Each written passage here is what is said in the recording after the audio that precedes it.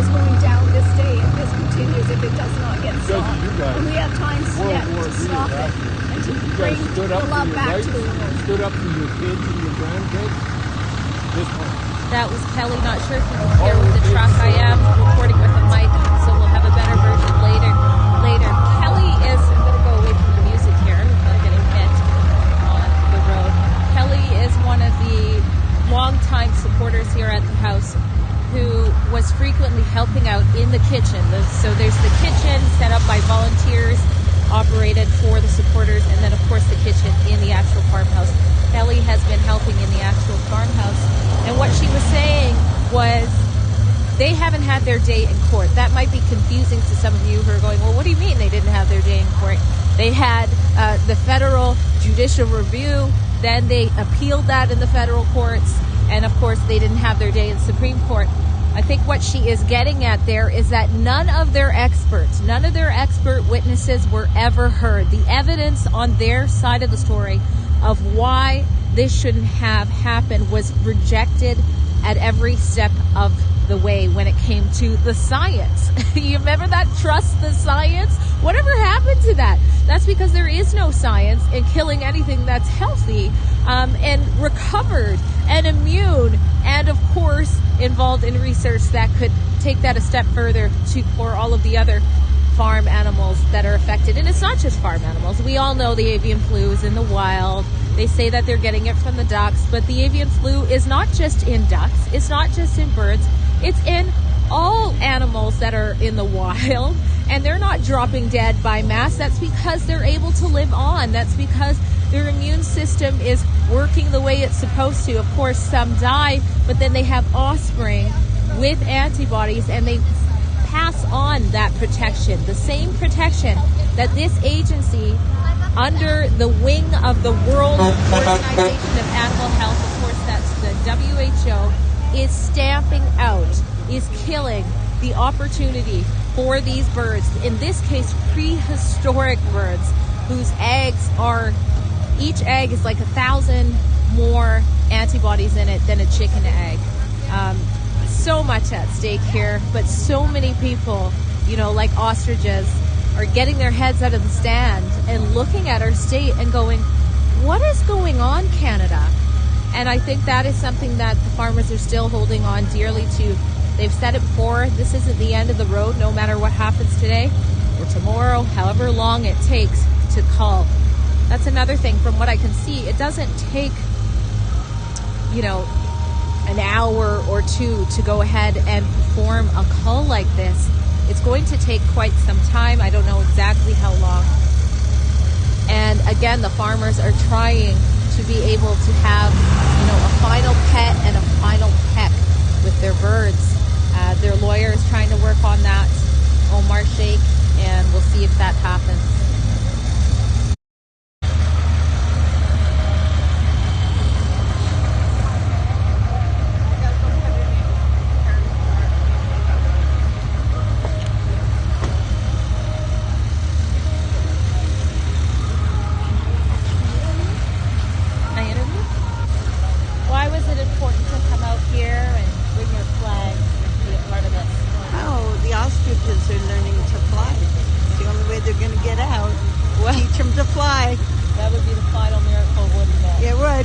Thursday. We're not giving up. No, Miracle Thursday. But if they don't fly away, what do you think that means for the country? Oh, it's gone. It's gone. Who's next? Our dogs, our cats, you and me, people who've had COVID. Who knows? It's not a good thing. That's right. What pet is safe in this situation? I already mentioned in an earlier live stream that in the past the CFIA has gone ahead and called pets because they got too close to the farm animals before. But we're also seeing that, they're talking about cats having avian flu, household cats that are let outside. And I saw a piece of that on Global News, kind of getting people ready, it would seem, for it. Now, I looked into the data of that. It's barely any house cats, being reported of having that. They grabbed data from across the whole world, and even so, it was a couple of handfuls. But you just never know. If this becomes the precedent that a year later the CFIA just doesn't go, you know what, they're clearly healthy, they're not for food consumption, they also, you know, let's see where they can go with their research. If this can't be an example of the state standing up for farmers, standing up for people, then what else would be?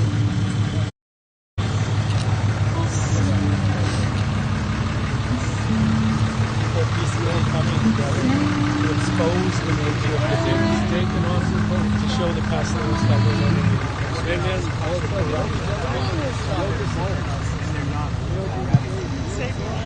You can see behind me they've got a couple of liaison officers on duty out here. That's not usually what you see on the highway. There's always, you know, people coming and looking at the kill pen on the highway.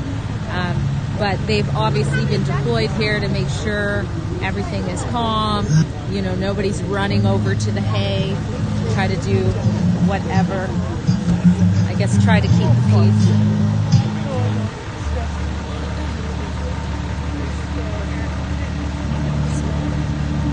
When the best of me is barely breathing, There's some toast, baby. when I'm not somebody I believe in, hold on to me. When I miss the light, the night is stolen. When I'm slamming all the doors you've opened, hold on to me.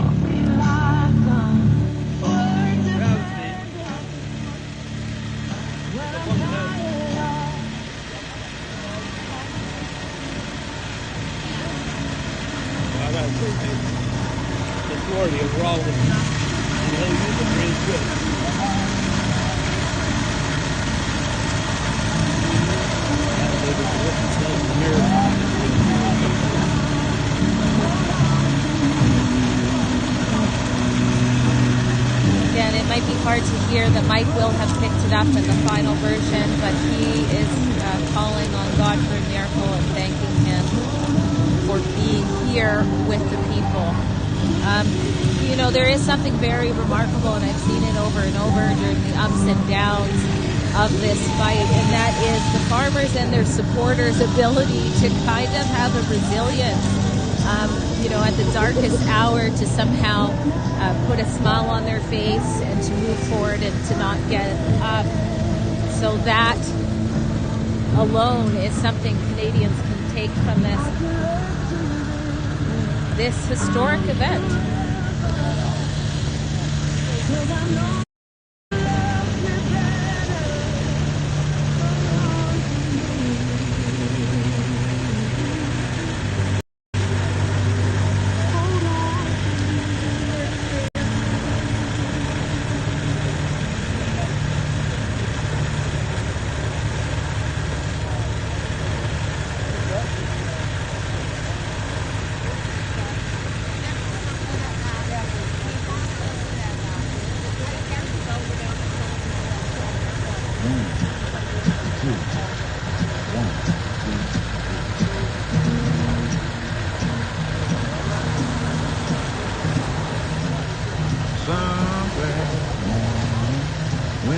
Life is over, fly away to on God's celestial shore. I'll fly away.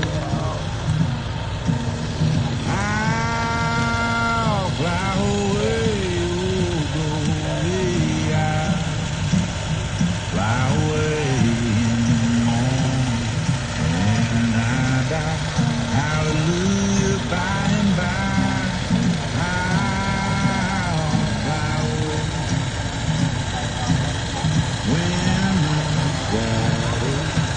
this life is gone.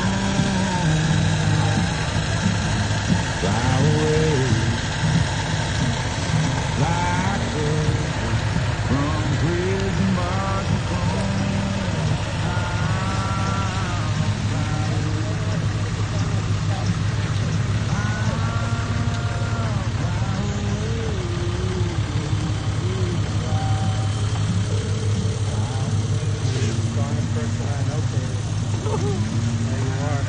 Strong people try too. How they keep it together. How they keep it together now.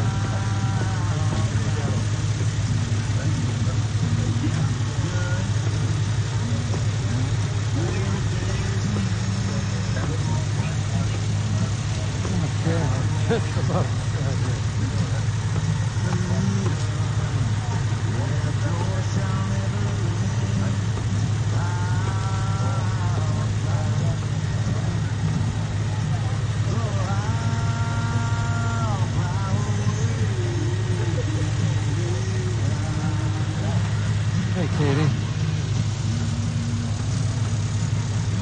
Tell me, the ruling came down today. You'll be looking at me instead of that. Tell me, what comes across your mind when you heard that ruling? Canada let Canadians down. This was the most disrespectful and honorable decision that's ever been made in Canada. We have pedophiles roaming the streets.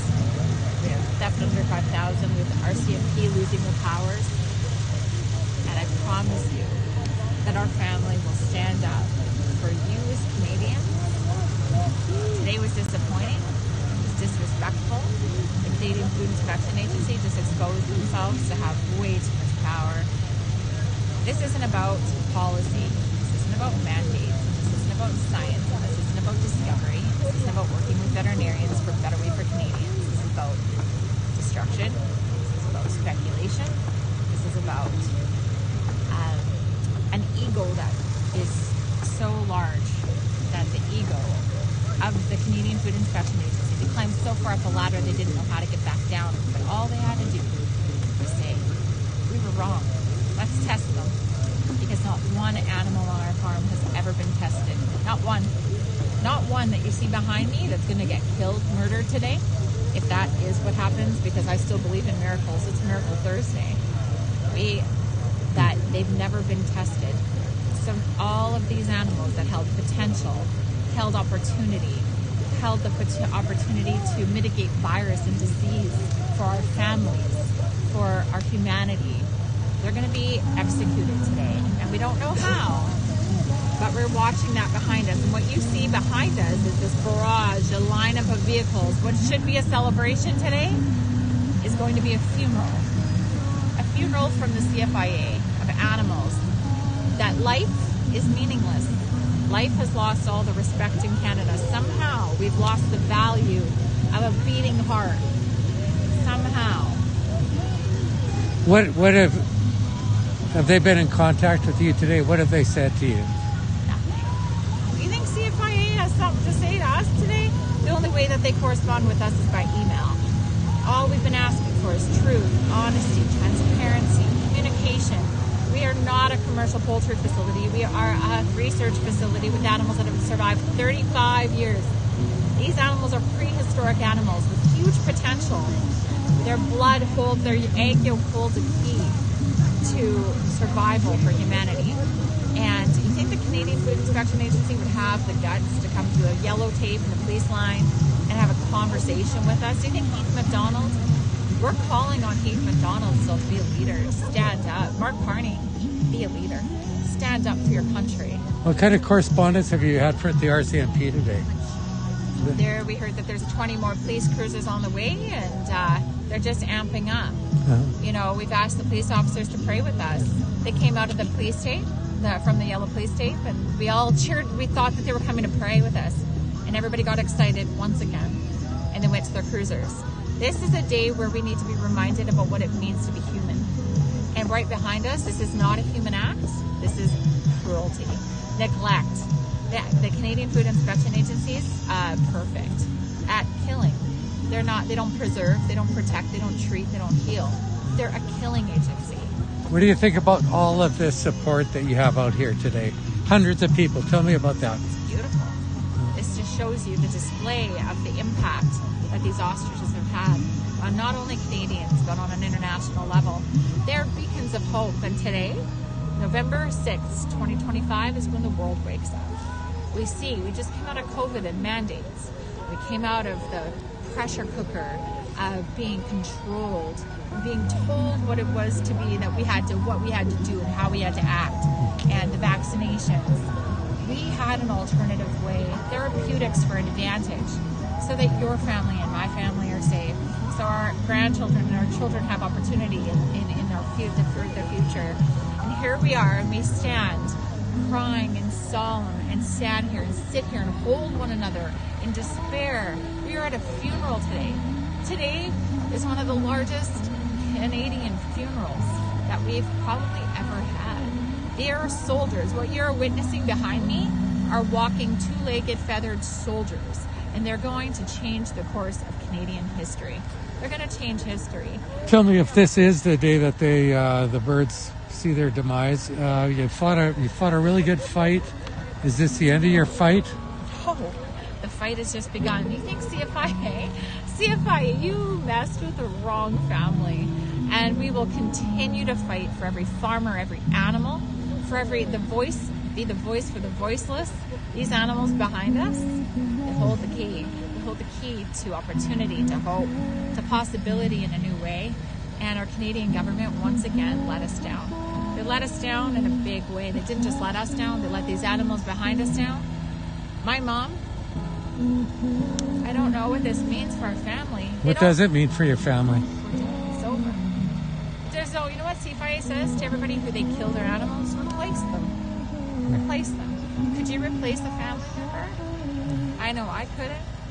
Could you replace something that you've loved for 35 years? I know I can't. There's no starting over from here. But there's a brand new beginning here of a war with Canadian Food Inspection Agency, one that has lost and eroded the trust between Canadians and a powerful agency that had the opportunity to do things like protect. Instead, they kill. And we're not going to let that happen. What it's done, it's renewed all of our faith in each other and our faith in Canadians. That when we come together, powerful things happen. It might not be the outcome that we've wanted, but it can restore hope, and it can restore the belief that when we believe in something so much, we can come together, we can put our color of our skin, our ethnic backgrounds, or where we've come, our religious backgrounds, everything can go away, and we can come together. And the one thing that can unite people is animals. So if animals is what it takes, that's where we're going to go with it. The pen is right directly behind you. Biggest kill pen you've ever seen in Canada. What does that mean to you? I guess What if we hear shots going off? What's going to be the reaction? Your reaction, the crowd's reaction? Can I ask you what would be your reaction? I'd like to know, what would be your reaction when you hear shots going off to animals that have decades to live? Pain? Despair? Anger? Frustration? Sadness? This is life. When did life mean so little in Canada? Due to the bureaucratic sweeping powers of Canadian Food Inspection Agency that operates with excessive freedom and no accountability, no oversight? I promise you that this is an agency, once this is done, there's no coming back from this. We need proper outbreak response. We need a new face, we need a new vision, we need a new way, because we are eradicating our biodiversity, our genetic diversity, and our antibodies within our animals, and we're putting humanity at risk. So when we lose that, your children, my children are at risk, our grandchildren are at risk, our security, food security is at risk, our food sovereignty, our sovereignty is at risk. And it's heartbreaking. We've allowed non-elected governing officials, bodies, to be in power in Canada for way too long. And this is the time we stand up and say no to the World Health Organization, say no to our Liberal government. And we say that we, the people, the Canadian government is nothing without the people, and the people are pretty amazing. You've been saying that, I know, a lot of support. Everybody's been saying along here, saying that for a long time. And it's come to this today. It looked like it might be the final day of these ostriches. I still hold on to hope. You know what I hold on to? It's Miracle Thursday. Miracles happen every day. happen every day. There's a chance. And it's not too late for miracles to continue to happen, and it's not too late for Mark Carney and Keith McDonald to make the right decision. It's not too late. And we can still preserve life today. We can still preserve life. Doesn't matter how many are already gone. We have the opportunity to save the rest. I'm going to hold on to hope. My family's going to hold on to hope. And I'm going to continue to protect my family, and I'm going to continue to protect Canadians. This is a policy that's coming to a farm near you. Please just let me remind you that. This policy is not stopping at our farm. That's what we've been protecting, is that this policy, the Canadian Food Inspection Agency, left unchecked, it's steamrolling our agricultural sector. Seed, they want to register our seeds, register our gardens. They want to take over everything. So let's be reminded that today is a day of power. And today is the day that Canada wakes up. The day is today that where everybody stands together and we continue to create fight for a better way. Yeah. Katie, in rare cases, the CFIA has made exceptions to not call. Right. Stamping out is not the only way, and it's not the only binary approach to dealing with an avian influenza. So avian influenza, they jumped to stamping out 41 minutes after our test results from a non-accredited lab in Abbotsford, British Columbia, which we were fighting. So that is what got us into the trouble, is we were fighting the December 31st call date. The Canadian Food Inspection Agency completely denies the opportunity to listen to any reconsideration material, any material of the life of the animals 300 days after. These animals are a living laboratory of antibodies and a renewable source of hope for Canadians, for the world, for animals across the world, and for our industries. Supply chain management doesn't want. There's so many layers to this. I've been red-pilled. We've been red-pilled for 11 months. Which brings me to my next question, and I get this all the time. Yeah. Why? Why do you think the CFIA is going ahead with this? There's Big Pharma. Why would Big Pharma want therapeutic advantage that would take precedence to their vaccine push and their vaccine reliance on humanity, right? So this is about money. The Canadian Food Inspection Agency, this is about ego. This is a kill on ego. This is not a kill because they think that they have to. We've watched it. Their mandates don't matter. Their policy doesn't matter. They've camped in the hottest zones. They have not followed their own policy. They wear their hazmat suits. Sometimes they wear their PPE, some not. We have police driving around in their cruisers with the bales that you see behind me in the hottest zone, the kill pen. They've taken bales off that to go and fill muddy holes so that the police cars can drive over it. That same hay is in Vernon, British Columbia at the hotels near you. So if we were truly a virulent threat, you tell me, how many of us died? Have we had any supporters die? There's people that die from the common flu every day. This is a fear-mongering tactic of the Canadian government. This is tyranny. This is overreach. And I know some people are even sick of hearing the word overreach, but maybe you shouldn't get sick of it. Maybe you should actually be so sick of it that you stand up. This is a tyrannical behavior. We're being led into a communism. Bill C9's coming. Our voices are going to mean nothing. What does it mean when that they can just flick a switch off because you used your voice on social media to do something good for Canadians and stand up? We're going down a dangerous path, and our family and this farm is going to continue to fight for all Canadians and all of those that have been impacted on an international level from what has happened here. Have you been in touch with other farmers, maybe ones that have had their flocks called? And if so, what have you learned from their situation? What have we learned? That millions of animals, 4 million animals, died in September due to the hands of the Canadian Food Inspection Agency. I don't even understand why they call themselves the Canadian Food Inspection Agency, because they're a professional killing agency. They are not here to protect, they are here to eradicate, kill, and they are not here to preserve. Those farmers, there's the 2,000 head of cattle months ago here during our own fight in Saskatchewan that were eradicated due to the thought of tuberculosis. They have not even been compensated yet. Imagine this. All of your animals are destroyed. Your livelihoods are gone. You're sitting with pain that you will never recover from. And you're still not compensated. But do you know what they do leave you with? A bill. a bill to clean up your farm, a bill to clean up your barns. And you know what? Even our lawyer warned us. They're going to kill, and then they're going to make a mess of your farm, and they're going to leave you with it. And that's going to be on you to recover from, to pick yourself up from. You tell me what any other Canadian, anybody in the world should ever have to go through this ever again. 11 months of proving what? Science that they won't look at. Science, all of our expert witness reports that they've stricken from our records in the court system. They won't listen to science. They won't listen to veterinarians. They won't listen to hope. They won't listen to change. Their mandate is to quarantine, test, kill, and compensate. That's the Canadian Food Inspection Agency's mandate. That's their mandate. You want to go look it up? Go look at their mandate. Go look at their policy. Go look at their, they don't follow anything that they put in print. They are a self-regulating agency, giving themselves raises whenever they want, moving the bar whenever they want. They remove the goalpost. This is an agency that actually does its own audits. They, in the fiscal year of 2024 to 2025, they're $1.1 billion while we're struggling as Canadians, struggling to feed our families, struggling to pay our rent, struggling as Canadians to survive, but they just keep getting wage increases and their budget goes up to kill. There's a problem when the budget goes up to kill. Nothing has got better. Stamping out since 2020 or 2004. Stamping out isn't working. We can see that to do with the virulent threats that keep arising. They say that Fraser Valley is getting hit so hard.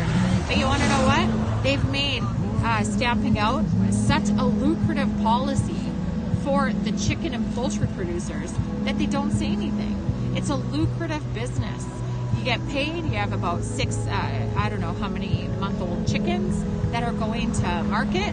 You get overpaid for them. Who would speak up? You're getting paid to be silenced, for them to kill your animals and kill off the biodiversity and genetic diversity that we need for survival. And they thought that they were going to come to a farm 135 kilometers away from nowhere and they're going to pick a unique animal that no one was going to pay attention to. And you want to know what? The world paid attention to them. And we're not going to let the world forget every life that stands behind me, and every life that stands behind me is going to create the change that Canada needs, and they'll never be forgotten. There will be an ostrich day. There will be a Universal Ostrich Day. That day will help protect your families. Could you tell me, Katie, this is far too early to probably answer this question, but this is the demise of the ostriches today. What does the future hold for you? Do you plan on, getting more ostriches, bringing more in? Tell me about it. You asked me the same question that Canadian Food would be, State Inspection Agency. Would you just get more? We'll never recover the decades of genetics that we have behind us. 35 years, these immune systems have seen environmental challenges and survived cold winters and outdoor elements, the predators that exist around them, protecting one another, loving each other as family. But they might not survive the Canadian Food Inspection Agency. There is no replacing these animals. There's no repairing what the damage that's going to be done to our family. And you don't want to know, my dad's a paraplegic, and he had a stroke a couple years ago, and he's in a lift in diapers. Now, I'm going to have to figure out how I care for my mom going forward. And how, do you think the government's going to step in? And farmers are being steamrolled.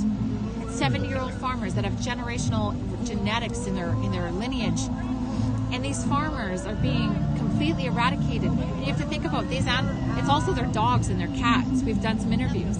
It's their domestic animals. And then we have farmers that all they knew was farming and dedicating their lives to preserving our nutritional food supply and hope. And now they're working at Tim Hortons, or they're on our welfare system. What kind of Canada is that? Rise up, Mark Carney, and rise up, Heath MacDonald, because your eyes are on you internationally.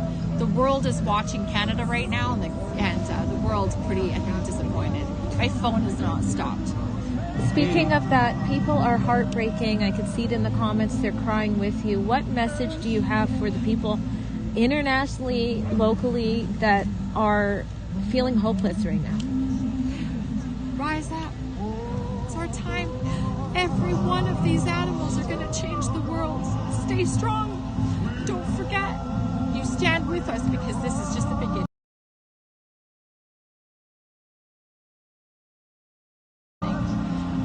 not going anywhere. And we're going to do this for every life lost today. We're going to stand strong.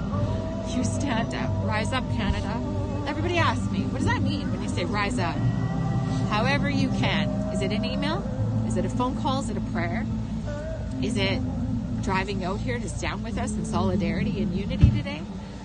Just don't let this go. This will change Canada's future. A country that's united has the ability to change its future. So stand with us at Universal Ostrich Farms.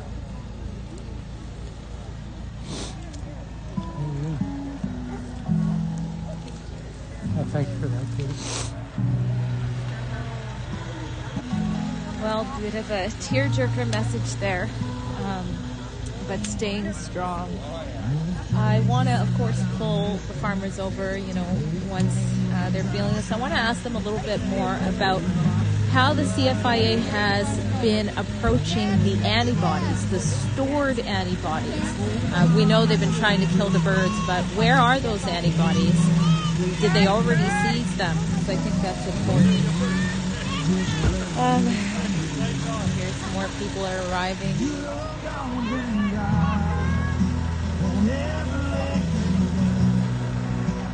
And the CFIA men and women are making their way towards the birds.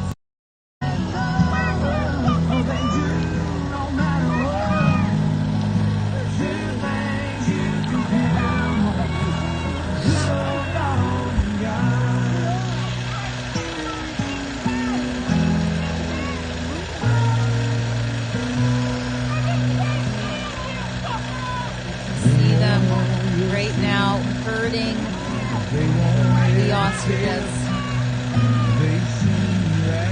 toward the kill pen.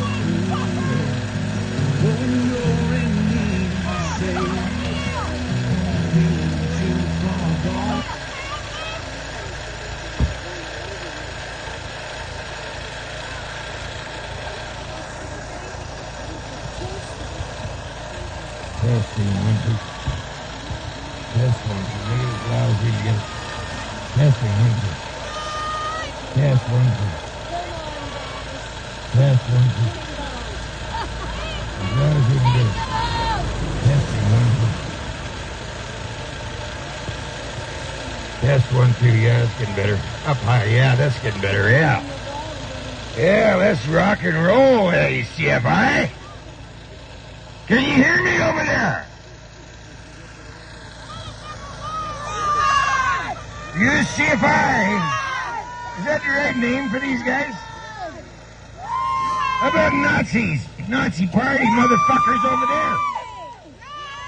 Hey, can you hear me, motherfuckers? Hey, motherfuckers! The ostriches are running the opposite way. Oh my gosh. They are running fast the opposite way. Hey, you guys in the white little monkey suits over there. Can you hear me?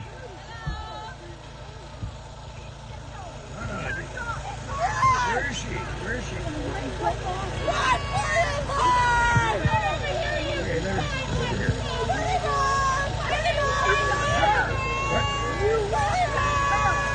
What? Hey, calm down. Please. You calm down. What you're doing is wrong. Yeah, I do too. I do too. Let go. Katie never came up.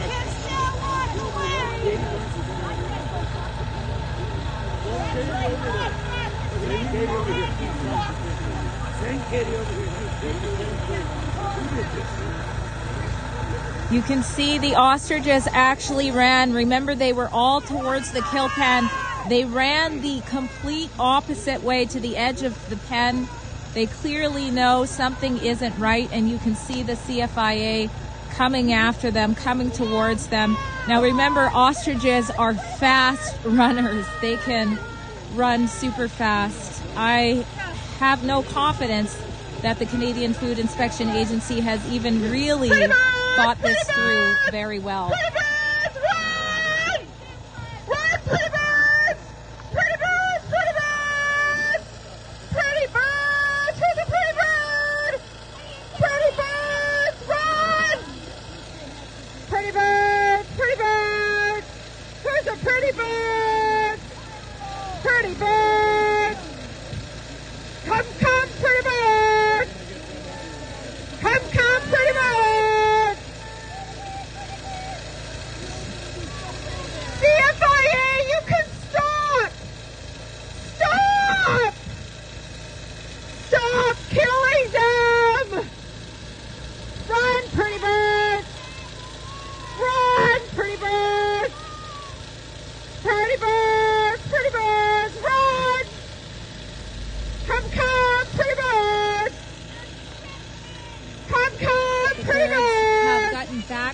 to the pen. That was Come, pretty much, birds, run! Looks like they have them Run, heading back. run, pretty birds!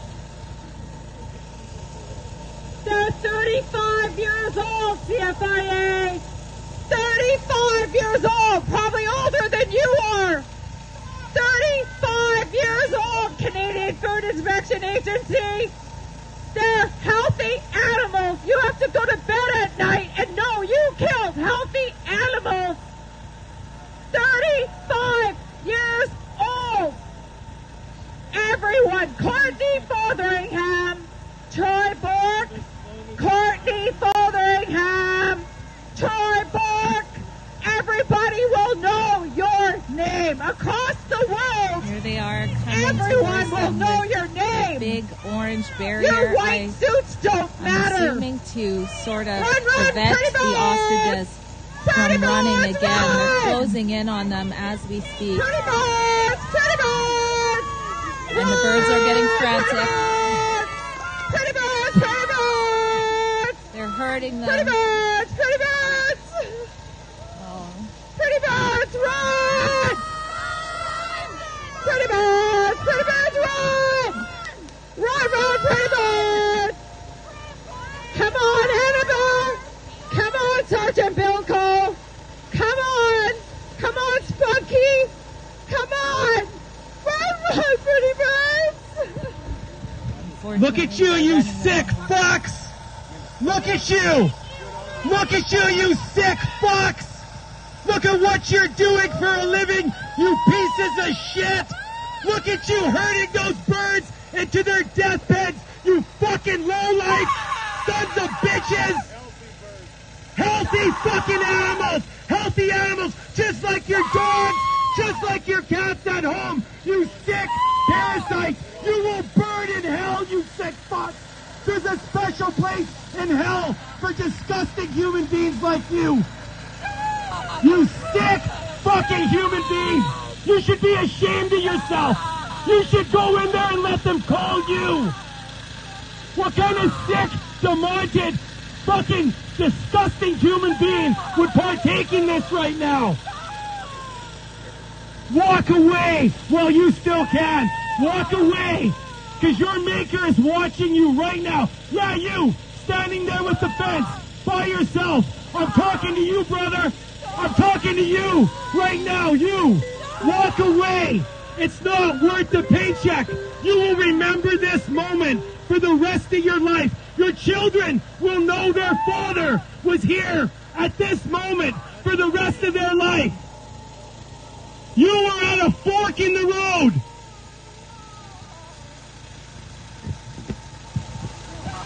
As I said at the beginning, hey you! Where are you too ashamed to face the public? Where do you think your paycheck's coming from, asshole? And look what you're doing. These birds have never been tested. Never. And look at what you're doing.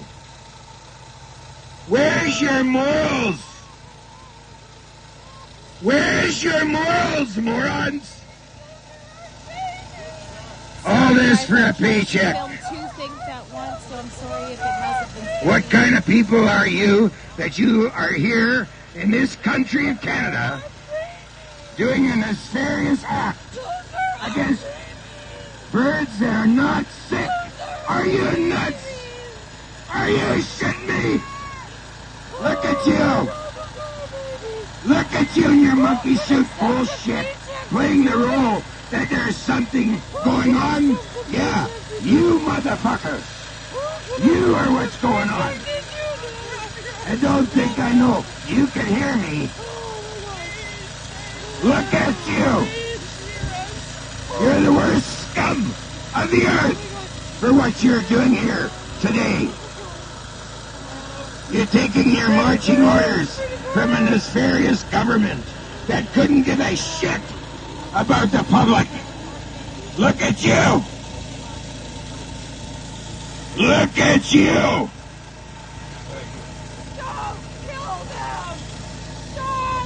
They don't take their orders from a nefarious government. They take their orders from Satan himself.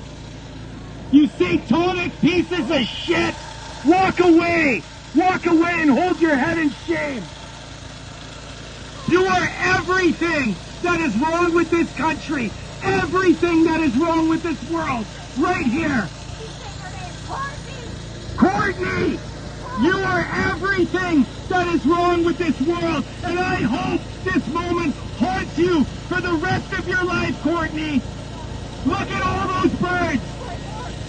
Troy Park! This moment will haunt you and your family for the rest of your life! You have blood on your hands! You all have blood on your hands! Every one of you! Paul McKinnon! Satan! In the form of a human being! All of you! All of you! Every one of you needs to look at what you're doing in this moment and realize your destiny is being sealed right here, right now. And it doesn't have to be this way. You are choosing to do Satan's work. You are choosing to be the darkness. You are choosing to be the pestilence that plagues our society. And we've had enough. The people have had enough.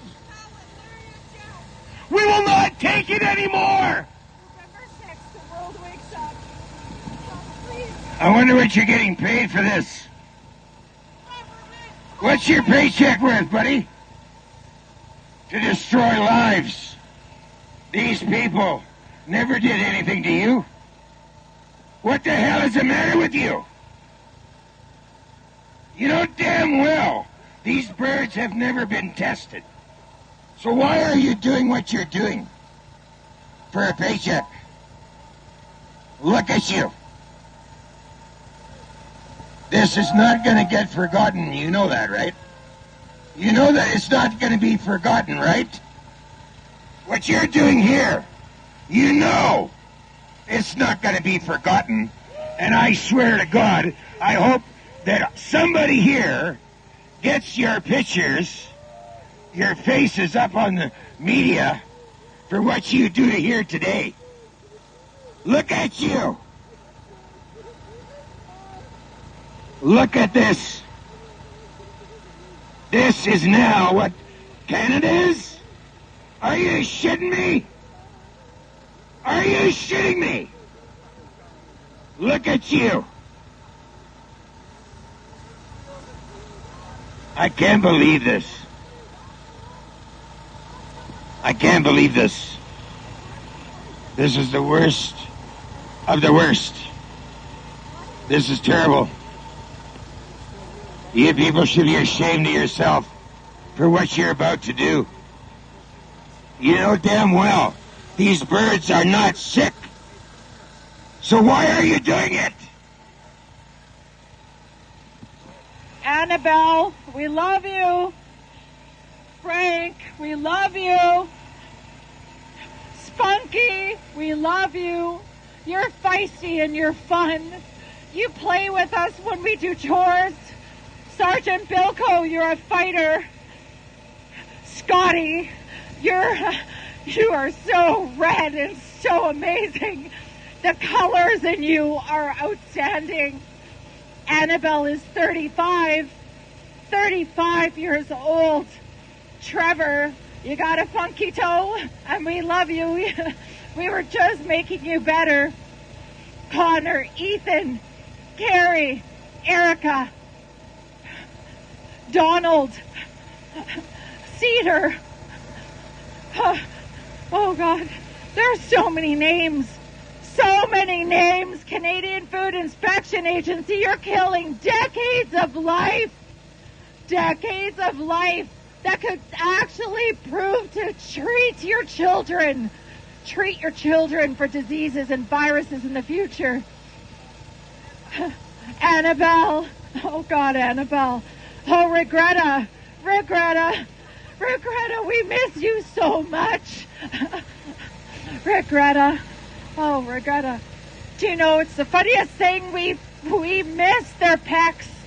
We miss their love and touching them. Canadian Food Inspection Agency, you have no idea what you're killing right now. You've just started a war in Canada, a revolution. You don't kill just to kill. Oh, God.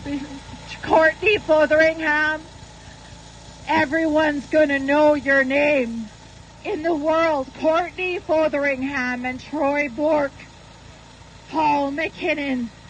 There's all our babies running for their lives.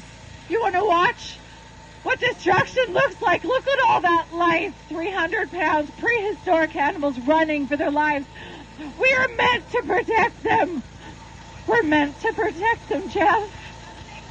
Jeff, we're meant to protect them.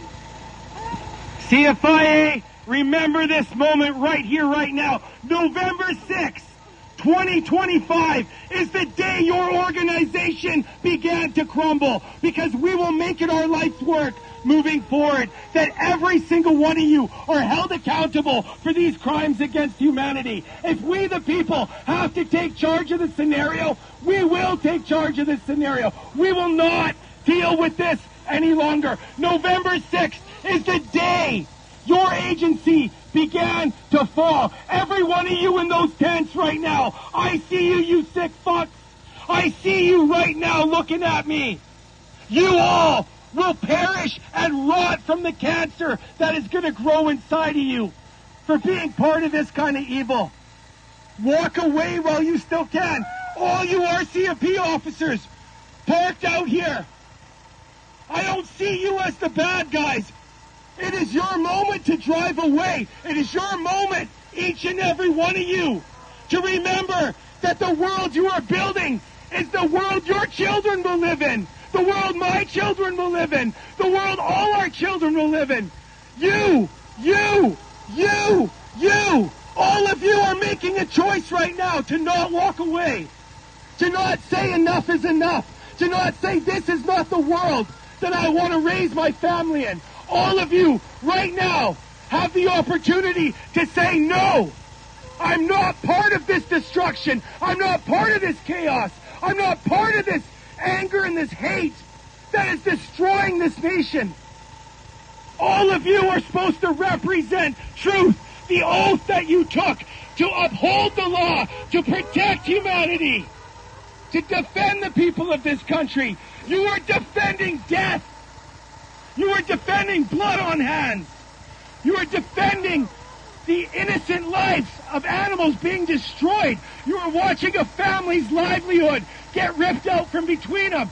You're watching human beings self-destruct because of this chaos. When is one of you going to have the balls to stand up for your country that pays you so dearly? When is one of you going to have the balls to walk away? One of you. The deal's still up. $80,000. $80,000 to whatever one of you has the balls to walk away from this disgusting debauchery, this mess. If that's all it's about is money, tell us how much you fucking want. Tell us how much money you want to walk away, and we'll make it happen. If it's all about money, if this is all about money, tell us how much you want, and we will raise it for you. Is that all this is about? Is a paycheck?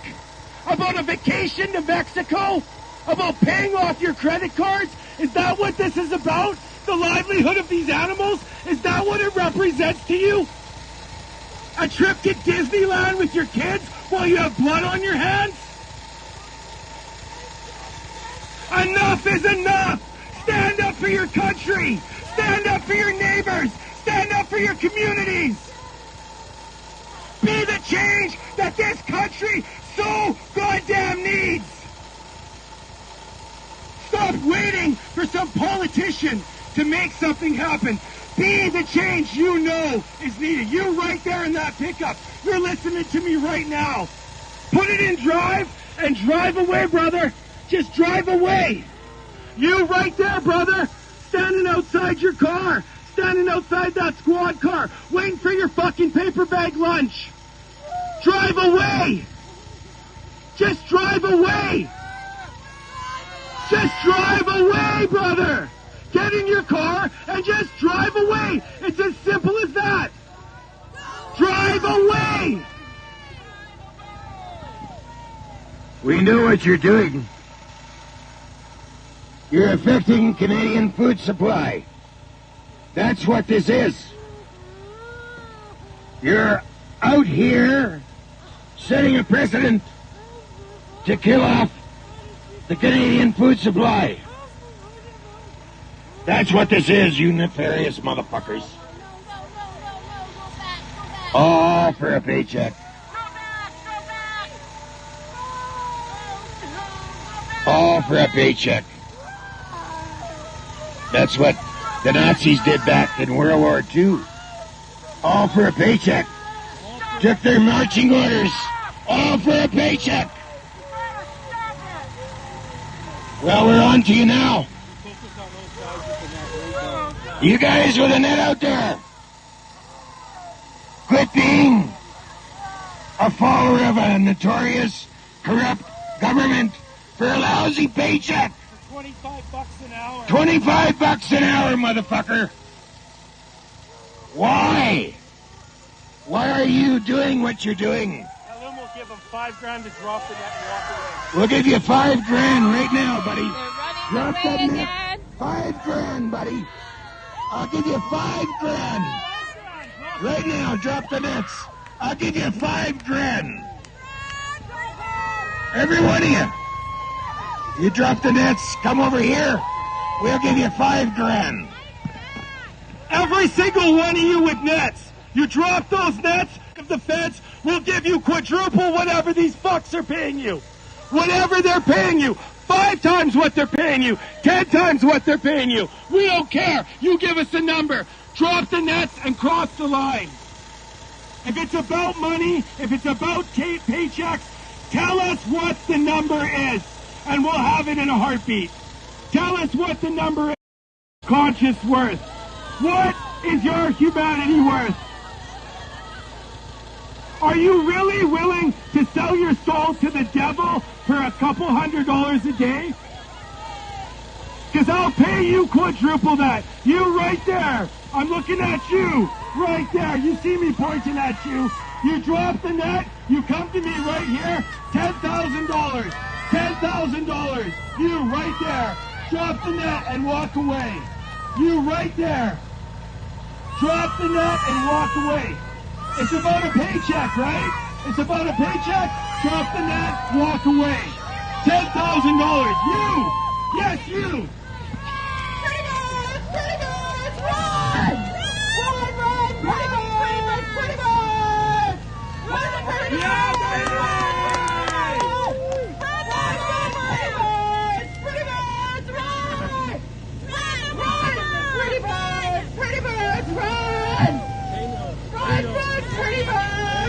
Pretty much, run! Yeah. I hope one of them knocks.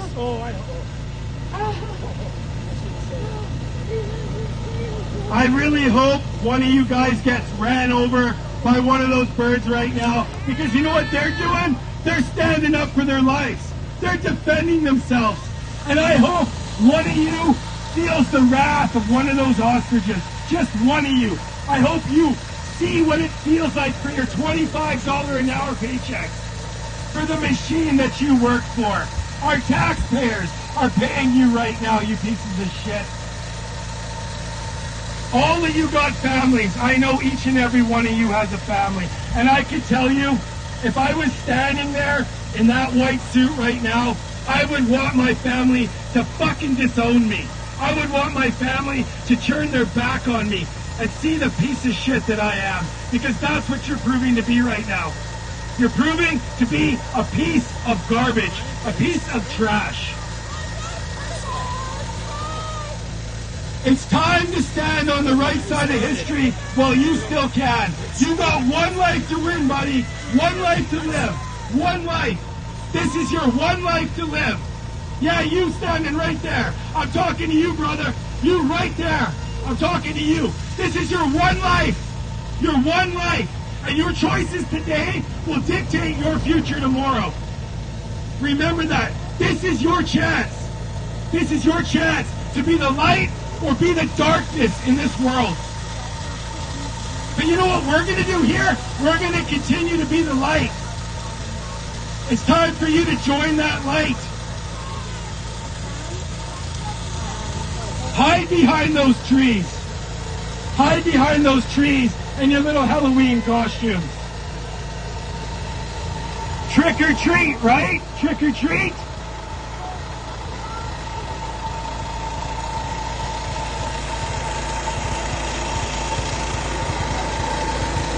When's enough enough? When your families are in those pens? When they're euthanizing your grandparents because they're now a burden on society? When's enough enough? When your disabled children get sent away? When's enough enough?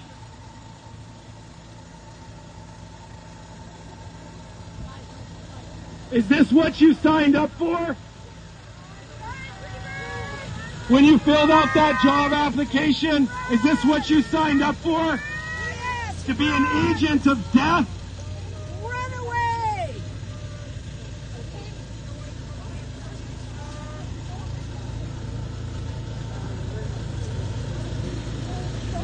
Okay, so if you're not gonna come over here for better money, where are you? You must be the evil senator. Your pictures need to be out there to the public. It's very You know, the surreal. public are paying you Honestly, to do this. after covering this Think for about it, guys. 10 months There's now, no and test on these coming birds. here since May on and off, You're it's killing very innocent surreal animals. to see them What is wrong with actually you? moving forward with the cult for no reason. Oh, I know what's wrong with You know, and where are the You're just animal heartless rights people, lovers? aren't you? I mean, it's not even You're the- just about you're the that, but hardest where ones the in heck Canada, are they? that's what you are. Nobody seems to be around. Aren't All you? these people in positions of power that are Look at supposed you, you to be just there keep because we doing what you're elected doing. them or because Like we it pay all them to be matters there. to what? They're never there when they should be. Show how heartless you much can be. in grants, how much in Oh.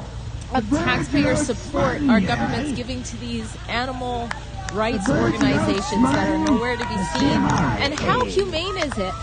If these ostriches are running back and forth out of fear of their lives, how is that an humane way of culling them? It's all, And as you're we've here to seen, take their life? over and over, especially Can't in you tell that? Canada, Are you that and stupid? especially for the last 5 years. Oh, It's they're all that a stupid, lie. okay. That's all it is. Come on, guys. And the one thing I am Reach happy down in for your is soul. that people are seeing through it. And You ask know, they yourself, tried. The state media are tried. you really doing They the tried right to thing? say, oh, you know, mega billionaire and, you know, Are mega you really doing supporting the the right farm. But they couldn't do that to the birds. Where's They Katie? couldn't make them far right birds. Where's So Katie at people now? are getting it. People are seeing. What? They're seeing that Okay. today life is ending for no reason. And that the state You is know what I saying feel that like? that life has to end for our health. Come on, And that you excuse guys. is not going to hold very strong for long, Have a heart. like it did during the COVID tyranny era. Let me know how you guys are feeling in the comments. I just like Oh, and I should let you guys know Rebel Roundup. They don't do You go to this in Rebel China. Roundup right now. Are you guys aware of how They're many live countries streaming, still so maybe participate my in this colleagues barbaric are act? better at This is about articulating time we right now. start Because to be educating honest, I'm ourselves very on what's upset going on here. myself, so I'm trying to hold This it is together. law versus policy. But Rebel Roundup is And on these right now, policies live streaming, obviously giving have gotten these people commentary, way in over and their you heads. can find that at We've reminded them rebelnews.com. time and time again for about 3 weeks now. Unsafe work. These animals with their vicious 2 claws have the capability of doing what to a lion? Guess what? They aren't afraid of the lion. I've got a big dog, and guess what? He's hard enough to tame. Those who know and who've witnessed. These birds know, you can tell by the way they're walking. They know which side of this these folks are on, and you all know as well. But you're in way over your heads from the way you were throwing that food at the birds. Having the RCMP, shame on you, brothers, being the common day garbage man. I don't see that in downtown Kelowna. The only time I do is when you're tearing down somebody's tent. Usually a veteran. Again, as a free man of this country, I hold certificates as well. I hold rights to this land somehow. And I'll tell you right now, if I came in and made this trench on anybody else's land, I'd have a lot of environmental red tape around me and a lot of people explaining to. Y'all need to realize that you're in way over your heads, and again, this information is stacking up, and you know there is a citizens coalition working with your own policy to make sure we are informed, have every bit of body cam footage from these RCMP, every report we have, every document, every move they made. And we have. Sister Margot can attest, and many others can. And thank you again for following this on all the social medias, because as we've proven here again, the real media is the new media. This bullshit, bogus media has gotten us into this kind of predicament. When we will believe people like Angela Rasmussen and her bullshit policy garbage over what she thinks. Oh, well, of course, yeah, well, you know, they're not sick, but, you know, this is about, you know, just doing what? Enough of this, people. We're all above this. And quit giving so much claim and entitlement to this 1%. We don't even have to stand up. We literally just have to raise a shoulder each. And their game is done and the tables have turned. And again, you RCMP, you know as well. You've taken on this task. You don't want to do this. We all have much more important things to do with our days, do we not? And you all have the right to refuse unsafe work, whether it's helping pump those shitters or taking the garbage to the dump. Thank you. Love you. We all should. Thank you. Love you. We all do. Thank you. Love you. But unfortunately, in this day and age, there is a time where you are okay to say, some of you are not welcome. And this is not helping the public opinion or anything political. So I'm not sure what you people are doing, and Benjamin Moore does not approve of you using those suits. They are not protecting you from nothing. Unless you're painting somehow on the inside of these rented RVs. In which case you might want to look into your frickin' clause on that too, and the agreement that whoever signed for that shit. I'm not even going to mention the conglomerate of the weirdos that put up these fences with no obligated title. Again, liability factor. They have to have their name on it somewhere, do they not? That damn fence falls on somebody. Let's hope it isn't, you know, one of these government paid for vehicles, because then that's just an extra, you know, level of our expense. But come on, people. You all have the right to refuse unsafe work, and we've witnessed enough neglect. Of course. And I'm passing the mic. I thank and love every one of you. Thank you. This word goes out to the CFIA, the WF, the WHO. It will all come back to you. You're not exempt. Your children are not exempt. Your grandchildren are not exempt. It will all come back to you. I send it back to you.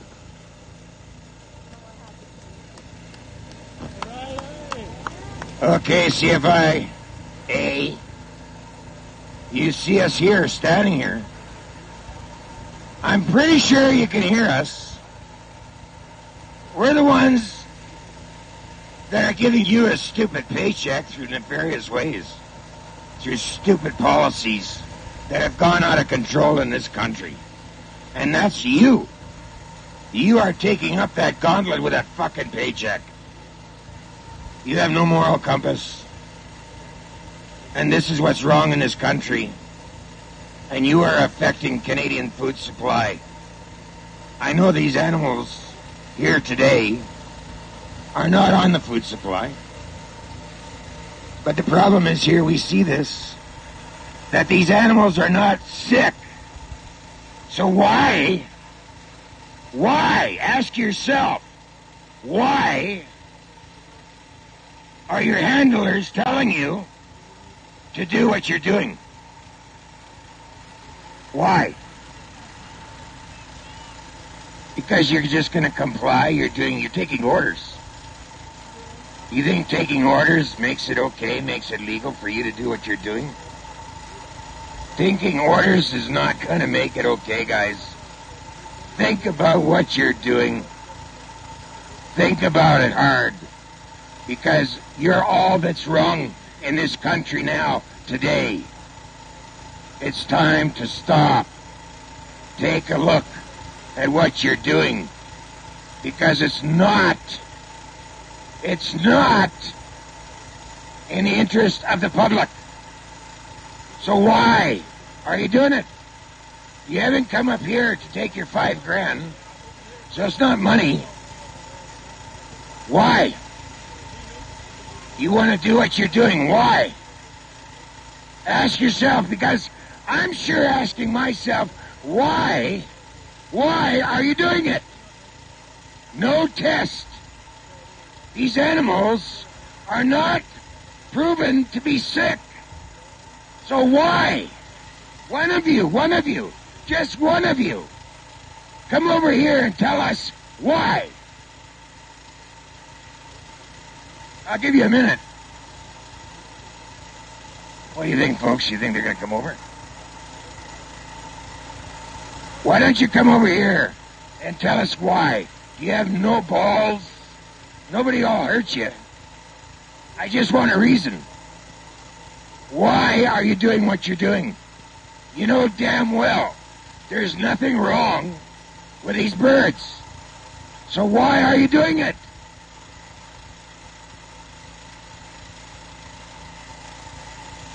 Yeah, just as I thought, no balls. No balls. You see that, ladies and gentlemen? You see that, Canadians? No balls, but they'll do what they're doing. To screw this country. To screw us. That's what this is about. To screw Canadians. And do it for a paycheck. No? Anybody else have something to say? I'm out of breath here. Okay, let's play some music, I guess, or something. I'm done talking.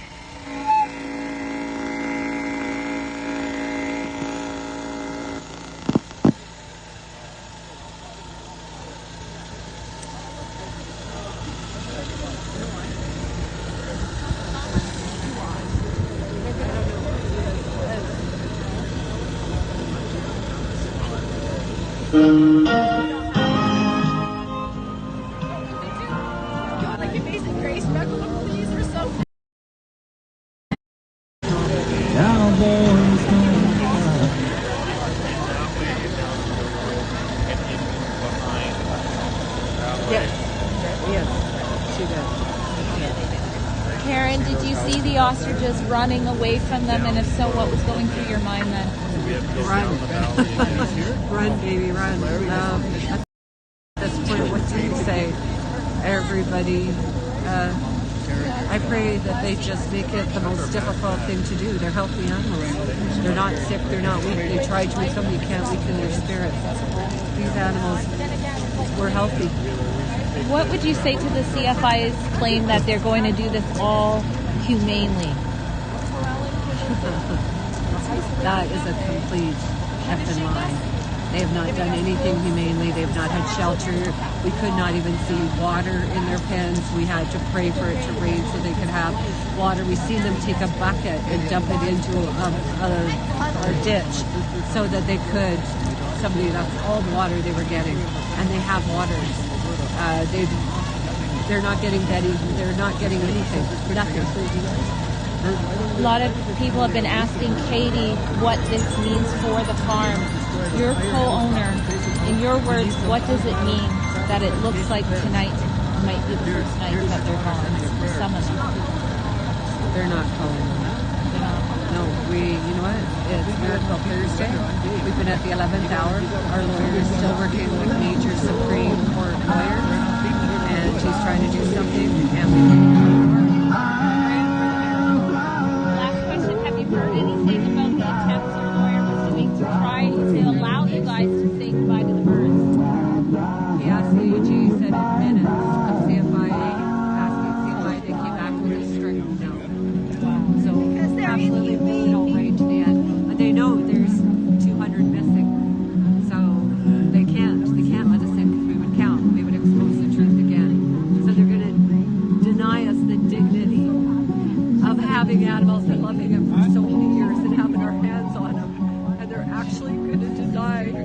to actually touch him one last time. Now we're going to them, we're just taking it away. They're all following him.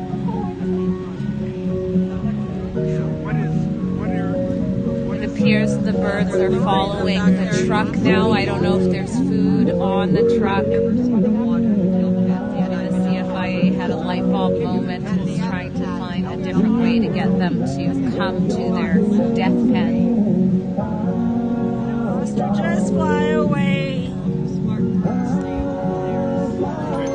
Ooh, ostriches fly away. Hello. Hello, ostriches fly away. They're trying to ostriches fly away.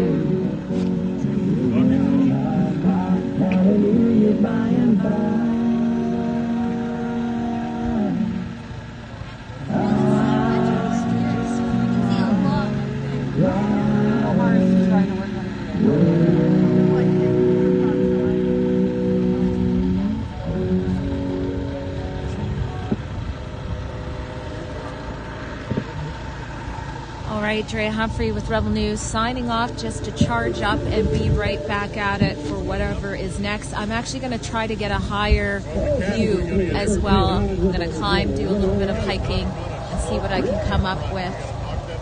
But you saw it here. We're going to have it all at SaveTheOstriches.com. We also have it right now up on YouTube at our Rebel Roundup as well. So stay tuned. And if you want to help chip in for our expenses to be here again, to be your eyes and ears, you can do that at SaveTheOstriches.com. And also we link their Give, Send, Go as well.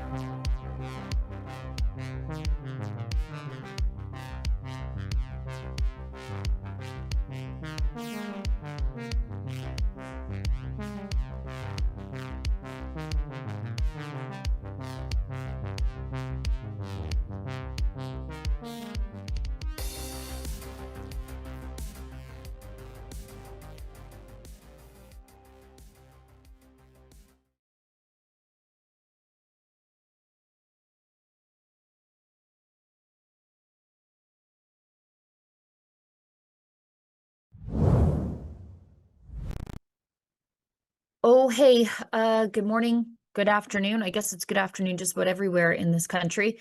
You're watching Rebel Roundup. I'm your host, Sheila Gunn Reid, and I'm joined by my Thursday co-host, my friend, my colleague, the person I lean on a lot here at Rebel News, Tamara Ugolini. Tamara, we've got terrible news this morning at about 6:45 Pacific time.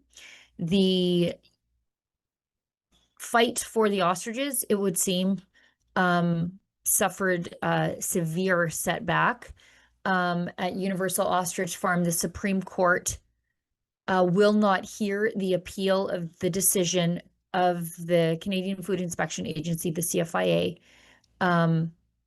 will proceed with the cull of hundreds of otherwise healthy ostriches after they were exposed to avian flu nearly a year ago. So we were all just watching, and I'm sure many of you at home were just watching what I describe as a very harrowing live stream by our Drea Humphrey, who is on the ground in Edgewood, BC. She's really been, on this story from the very beginning. She's trusted by the farmers. She is, I think she's the preeminent journalist on this file. And I'm not just saying that because she works for us, but just because she's just been there and she's so careful with all of her reporting. But she was there this morning as the farmers learned the terrible news, and things are proceeding quite quickly. Oh, Drea, or you're muted, Tamara. Thank you, Sheila. Sorry about Yeah, no that. problem. I was shocked watching that live stream just now at how quickly the CFIA is just ready to, pun intended, swoop in and undertake the mass cull of these birds. And you could see in parts here, we're showing on screen where they're like flying around and spinning around. You can tell the birds are obviously very stressed during this time. And thanks to their fencing and the rows of piled hay bales, it looks like the cull order will be undertaken, behind the cloaked veil of the state. Yeah, you can see there they've put up privacy fencing to prevent onlookers from seeing what they're doing behind that privacy fencing. You can see the little army of 4 Stay Puft Marshmallow Men, CFIA agents approaching the birds. This is going to be a real, and I don't want to be gruesome, but it is a logistical challenge for these people to do what they intend to do, and that is to cull hundreds of birds. These birds weigh hundreds of pounds each. And it should be noted that these birds were initially exposed to avian flu nearly a year ago. Some did die then, but the rest have recovered. These birds are used in research. They're not intended for human consumption. And in fact, ostriches and other birds like ostriches, they're in the family of the ratite. They are used frequently for research because of their robust immune systems. They're used in infectious diseases. In fact, in the UK, we know that they are developing a strain of chicken with an immune system that is similar to that of an ostrich to prevent the spread of avian flu, because as it turns out, research provided to me by the American Ostrich Association indicates that ostriches contract the avian flu, but they don't spread the avian flu.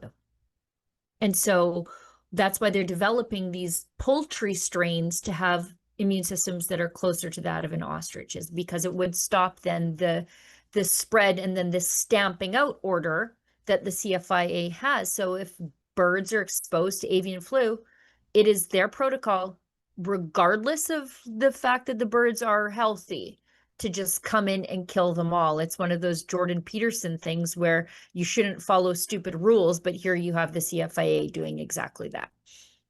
Yeah, the unique immunological profile of the ostriches is the thing that one of many, but I think the crux of what has been such a deeply ingrained fight in this particular case. And the fact that these ostriches average, on this farm in particular, 35 years of age. Yeah. And so these aren't a quick thing that you can just replace as though it were a smaller bird like a chicken, for instance. They take 35 years to develop. And then, of course, through this herd, when they have babies and new hatchlings, and as you mentioned, Sheila, their eggs, then those antibodies and that immunity becomes passed down intergenerationally. And that is going to be imminently destroyed by the CFIA, thanks to the fallout and inability of Canada's judicial system to hear any further arguments on this file. These are top-down orders coming from the likes of globalist entity and private organizations like the World Health Organization. And when we sign on to their pandemic agreements and their various treaties and their international health regulations, this is the kind of policy that you will see coming down the pike. This is exactly why resisting that overreach and these sweeping measures and recommendations that turn into de facto orders that our health overlords follow without question. This is exactly why that needs to be resisted and at least brought into a more democratically elected or democratically voted space. Like when we didn't vote on any of this, and these property rights, the destroying of research, of science, that is hugely concerning moving forward, because as we know, the WHO and the likes of its Director General, Tedros Ghebreyesus, tells us that there's a disease X looming, and the next pandemic isn't a matter of if, but when. And so if we don't stop this kind of state overreach now, it's only going to get worse. And I believe one of the speakers on there said, you know, what's next when your grandmother becomes a health threat? Can the state just come in? And we have state sanctioned euthanasia. So are we really that far off to speculate that the next thing is coming for the pets, coming for the people? This is a slippery slope. You know, I'm so glad you pointed out the lifespan of these ostriches. So it's 4 decades of genetics that will be thrown in the garbage here. These birds, as pointed out on the live stream that Drea was streaming from the farm in Edgewood, that these birds could potentially be older than a lot of people involved in their cull.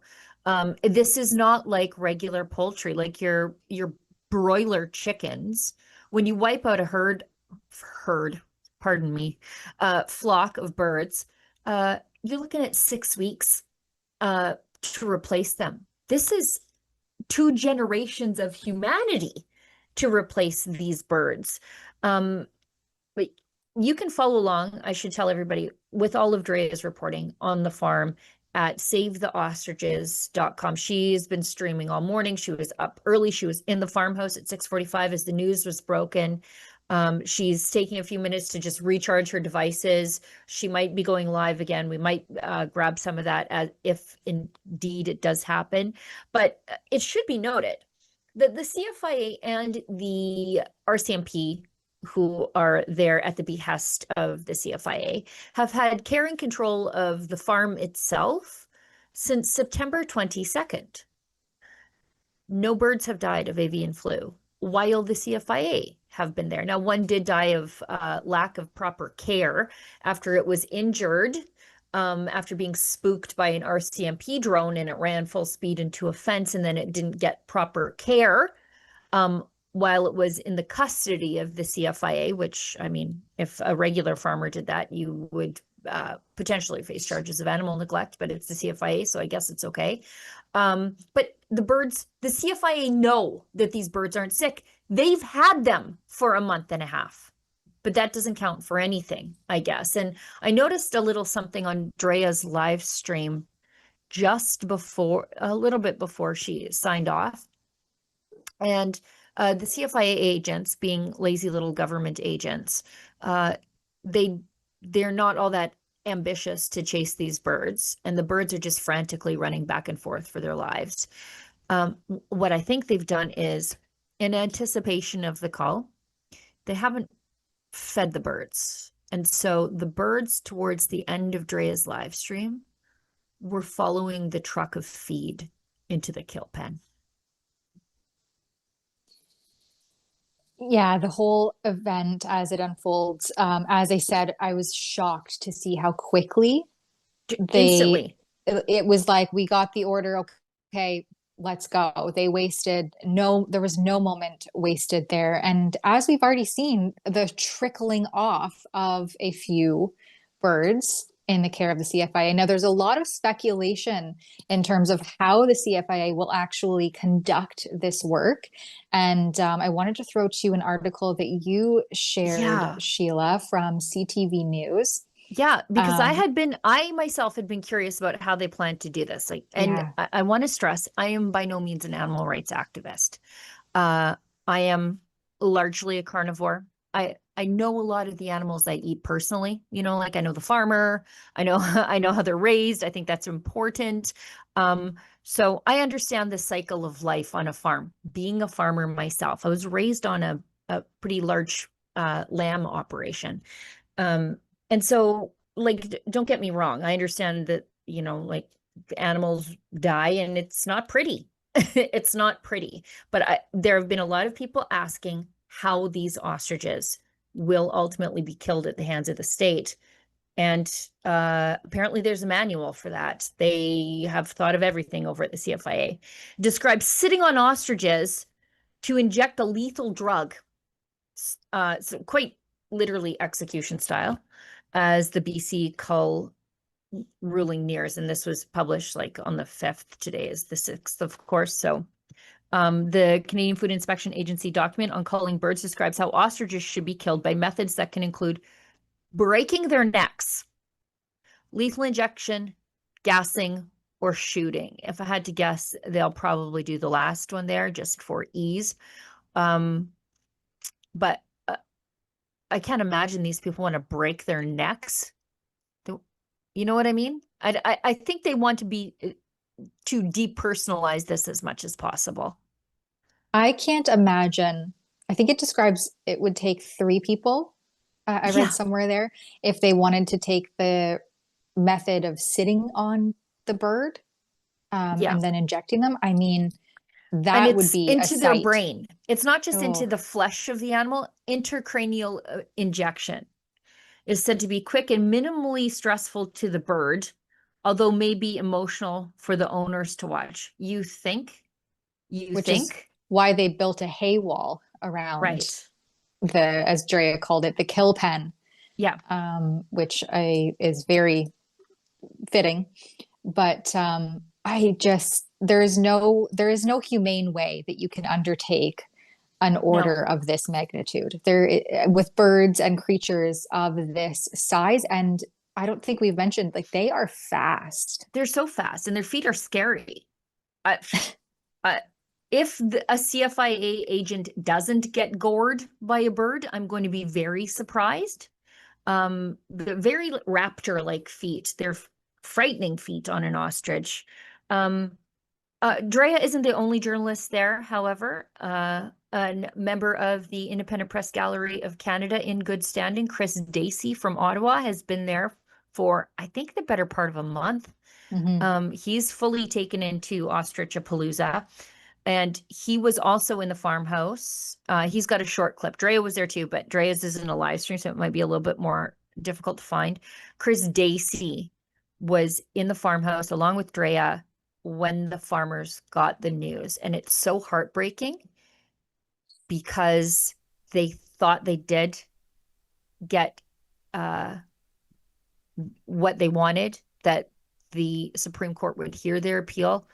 And then very quickly they realized that wasn't the case. And it was just from elation to devastation in seconds. This is what I'm talking Mom. about. Wait a second. Oh, we got it! What? We got it! Yeah, baby!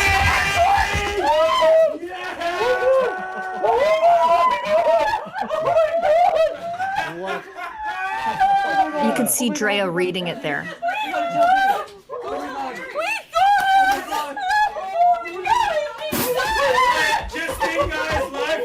Poor Drea. Holy crap! No! We got it! We got the Supreme Court, baby! Wait! No. You're not reading it right. Oh my god. No, I'm sorry. Wait a sec. No, what is it? No, I'm sorry. Don't. I read it. I can't do it. No, wait. Don't. Wait. No, I read it wrong. Somebody's going to do No. this, please. Okay, he's having a moment. No. Dismissed. No. For fuck's sakes. Oh, never mind. No. We lost.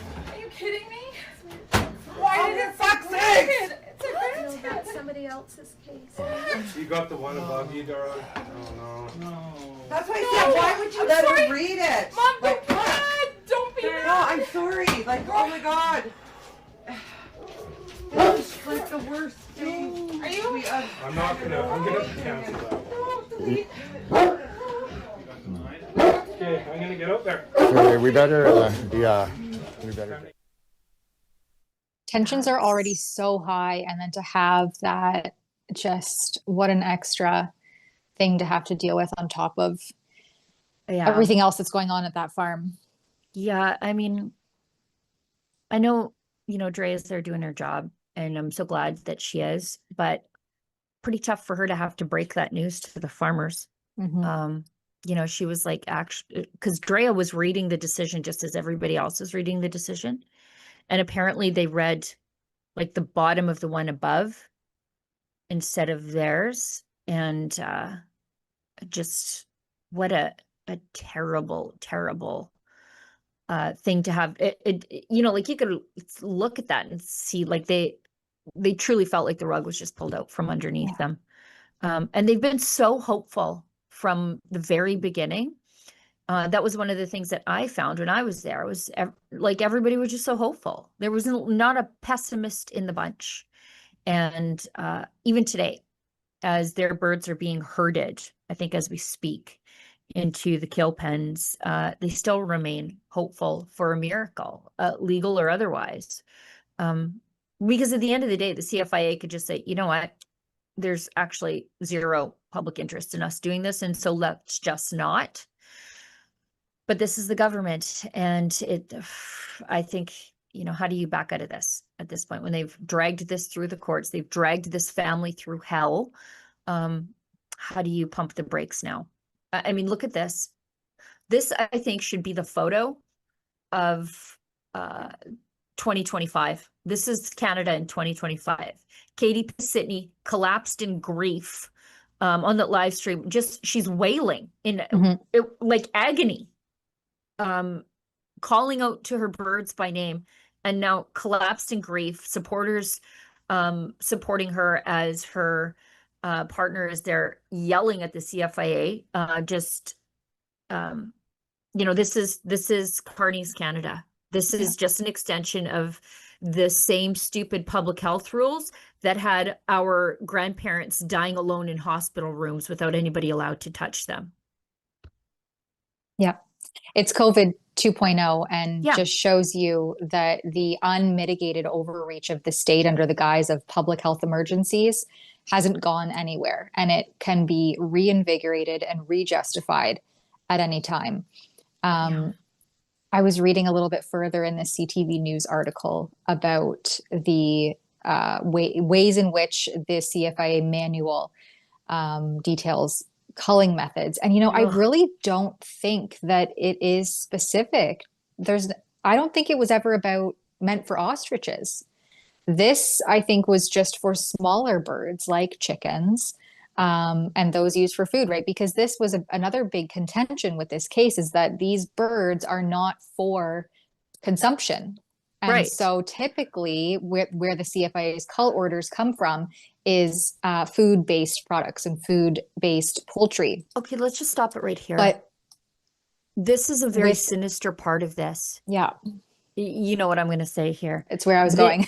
They expect the owners of these birds to cooperate and then lure their beloved animal into its death.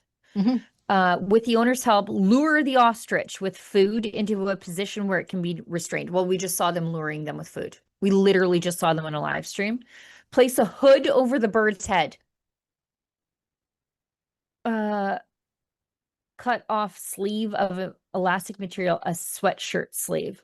Once the ostrich is hooded, it can be easily sedated and euthanized. You could gas them if you wanted to. The birds can be killed with carbon dioxide gas in a sealed chamber. The method is slower and more stressful for the birds than other methods. Gunshots should be considered as a last resort for euthanasia. Breaking a bird's neck is also appropriate in some situations and is listed among methods when dealing with larger birds such as emus and ostriches. So yeah, there are ostrich stipulations in the manual, but another thing it says that sedation should be considered before euthanasia because the birds can be large, uncontrollable, or dangerous. But I mean, there's like 300 plus, 300 to 400 birds. Yeah. How, as you said, Sheila, logistically, this is a nightmare. Right. And like, if we listen to the CFIA, these are a biohazard catastrophe. So how do you deal with 400 bird corpses? You know, like, how do you deal with that? How do you get that out of there? Are you just going to leave it there for the farmer to deal with? Like, what's going on here? I just, and the local, the local, I don't, is it a dump or the local landfill said already they wouldn't take them without testing. They said, no, you need to prove to us that these aren't biohazards, and we won't take these birds after the cull unless you prove to us that they're not sick, right? Because again, another point of contention in this case was that the CFIA was not retesting any of the healthy birds. They tested, I think, one of them almost a year ago, and it showed a very specific strain of the H1, not the N1 or something strain of the avian flu. And so the CFIA would not undertake any of that additional testing that the farm kept requesting and was willing to undertake on their own accord financially and logistically. And they still continued to refuse. And I think that was part of the order to appeal was, let's get some additional testing, and can we just mandate that happens? Right. But part of the landfill's refusal to take any dead birds was, again, hinged on that testing stipulation. And once again, that's just completely disregarded. No justification. No one answers to why that may be. And here we are with the flock being imminently culled. Yeah. And, you know, like, the thing is, where are you going to send them? Well, I think there's a facility in Burnaby that can handle bio waste like this. There's also one in Swan Hills, Alberta, I think, that can handle bio waste. And again, I don't think these are bio waste, but that's what they say they are. So like, this is an enormous undertaking that they're going to do here. And all they had to do was test the birds. Like, that's the easy thing to do, right? Instead of setting up these fences, taking care and control of this farm for 6 weeks, dealing with the birds after the fact, figuring out, do I break their necks? Do I strangle them, or do I gas them in a gas chamber? Do I sit on them? Yeah. Do I inject something into their brain? And having the police there for this long, just the easy thing would have been to just test them and then said, oh, you know what? They're good. They exhibited antibodies. We're just going to skedaddle. But that's not what the government did here. They don't care about ease. They don't care about public health, pretty clearly. They only care about bringing everybody to bear under these stupid rules that don't make any sense, specifically for birds like ostriches and ratites and emus and kiwis, I think, are also in the mix there. It just doesn't make any sense unless you see it through, these are the people we will control. And we're going to do what we want to them, even if they don't like it. Yeah. And I think that it makes most logical sense, but also financial sense, right? Look at the massive waste and at your expense, taxpayers of Canada, of all of this. You have RCMP, you have the CFIA, you have resources, materials, trailers, fences, porta potties, the food and lodging of how many countless RCMP and CFIA agents. I mean, the cost of this operation is going to be massive. And Drea will be continuing to follow that through access to information requests. So we will bring you that information when we have it. I'm sure there will be filibustering attempts at all of it. But nonetheless, we'll try because who else will? Yeah, I mean, they're going to claim cabinet confidentiality, attorney-client privilege, all kinds of stuff, but we'll do our best to get our hands on at least the bulk number of the operational costs here to absolutely devastate this family. Like, look at them. Look at the birds just running, and you can hear the people on the live stream just screaming at the birds to run, and it's just, I don't know. And they didn't the get anguish. they didn't get to say goodbye. And that is a stipulation that usually the CFIA upholds, is that the owners will have a chance to say their goodbyes. Yeah. And that wasn't granted in this case. And so there's so many things here. They're just so unjust, such a disturbing overreach of the state. And just because they can, and because they'll assert their authority. And if you say no and you try to push back, well, we'll bankrupt you in the meantime, and then we'll conduct our operation in the most cruel and inhumane way possible so that you suffer even more. Yeah. I know we have to say goodbye to you in about 10 minutes. If it's all right with Efron and Olivia, I'll just try to finish up what I can on the schedule to take us through to the top of the hour. But I want to show this clip of what happened in the farmhouse after they got that bad news. It's from Drea. I put it in the chat, guys. Owner Karen Asperson gathers with her daughter Katie Pisitny, their son Esper, and other supporters to sing Amazing Grace as the CFIA sets to kill their healthy flock. This was what happened inside the farmhouse. You know, I was a little worried that people might come and pull down the fences just because people are so emotionally invested in keeping the birds alive. That hasn't happened. I'm kind of relieved because I wouldn't want an excuse for arrests or, you know, anybody's head to get cracked by a RCMP officer. But this was their immediate reaction. I once was lost, but now I'm found.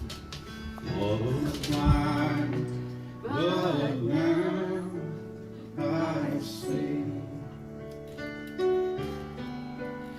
Was grace that taught my heart to fear, and grace my fears relieved. How precious gift that grace will give. The hour I first believed.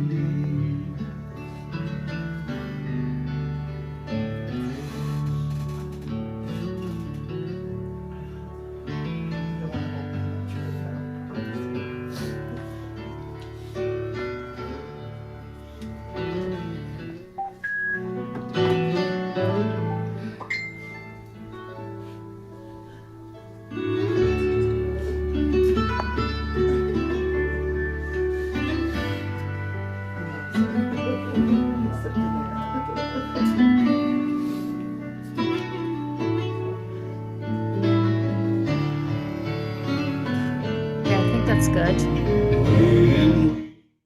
Very somber.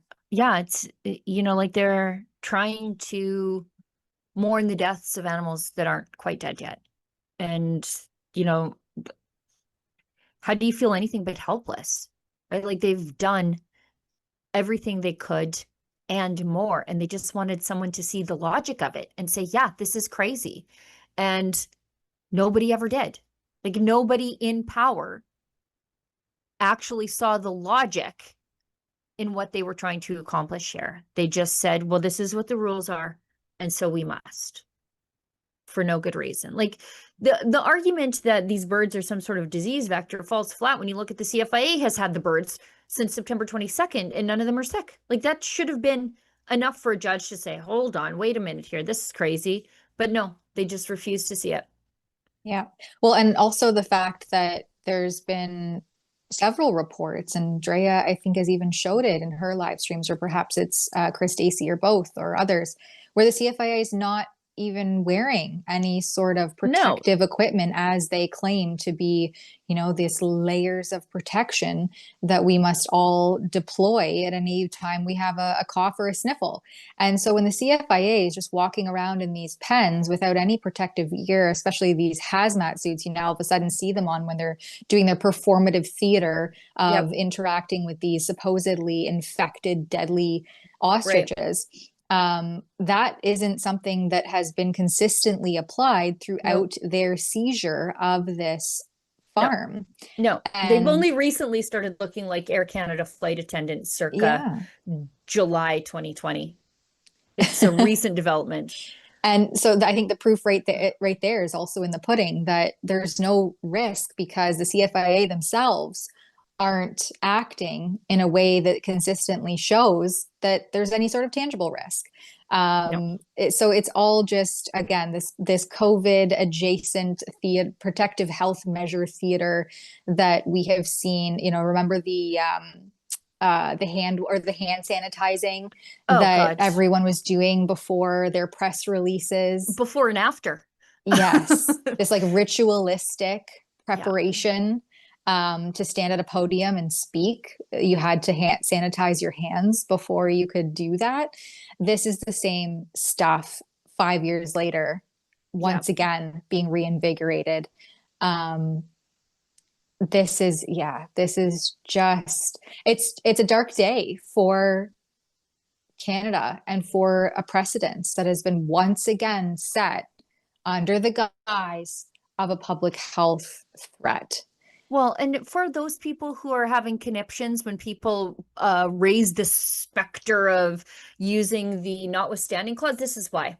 This is why we need that in our Constitution, because it's very clear that an activist court failed these people. And activist courts have been failing Canadians over and over and over again, not just in the last 5 years, but very evidently in the last 5 years. And so there should be something that governments can say, like local governments, provincial governments can say, like, no, this is crazy. We don't need these activist courts overriding common sense and the will of the people. This is just a perfect example of what everybody's talking about when they say activist courts. This is it, because these birds have been healthy for nearly a year. They are research birds. They're not used for human consumption. They're not dying of avian flu, especially now since the CFIA has them. So you can't say like, oh, they're dying and the farmers are hiding them. No, the CFIA has them now. They're not dying, but they don't care about the science. They only care about the rule. And I should tell people that we have Sid Fizzard out of Calgary, video journalist, videographer.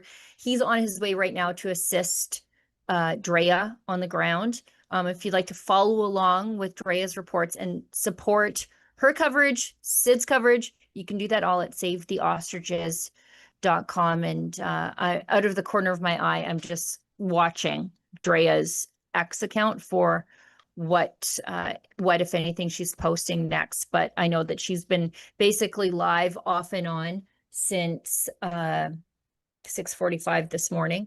And so I know she has to recharge some batteries and maybe grab a cup of coffee. But I know today has been a hard day on her too. She's been pretty emotionally and spiritually invested in this story from basically the beginning. And, she's been praying for good news. And I know there's a couple of times in her live stream, she had to stop herself from getting emotional and just dedicate herself to the work. Yeah, it's a somber day in Canada, and I apologize. I do have to hop off of the stream. So thanks, Sheila, for taking it over and leading everybody through the next little bit till the top of the hour. Yeah. And I'll see you guys next week, but enjoy the rest of the stream. Thank you. Yeah, let's hit an ad break. Thanks, Tamara, for jumping on with me. We'll hit an ad break, and for those of you at home who have things to say about what's happening at the ostrich farm, want to support our work here at Rebel News, please consider leaving a paid chat either on Rumble as a Rumble rant or over on YouTube as a super chat. And we'll see you back on the other side of the break. Gun bans make great distractions. Trudeau may be gone, but Carney has picked up his same rhetoric. We will quickly, and I mean quickly, reinvigorate the buyback of Hunters, collectors, competitors, and defenders of tradition are still being targeted, while criminals run wild under Liberal policy. But we are fighting back. Join us, Canada's National Firearms Association, in defense of freedom. You like the hat? Me too. Same strong message about making Canada great again, but in a really cool color, black and gold. There's other colors available, and it's an all-Canadian site. So if you want to signal your tribe or trigger a Liberal, go to mcgahats.ca today. Don't settle for being on the rate of last resort if you don't have to be. Check your most recent electricity bill. If it says the words rate of last resort on it, then there are likely better options available for you. In fact, you could save hundreds of dollars per year by switching plans. Check your bill, then go to ucahelps.ca to explore your options. You will likely find a better rate and could have hundreds more in your pocket by the end of the year. A message from the Government of Alberta.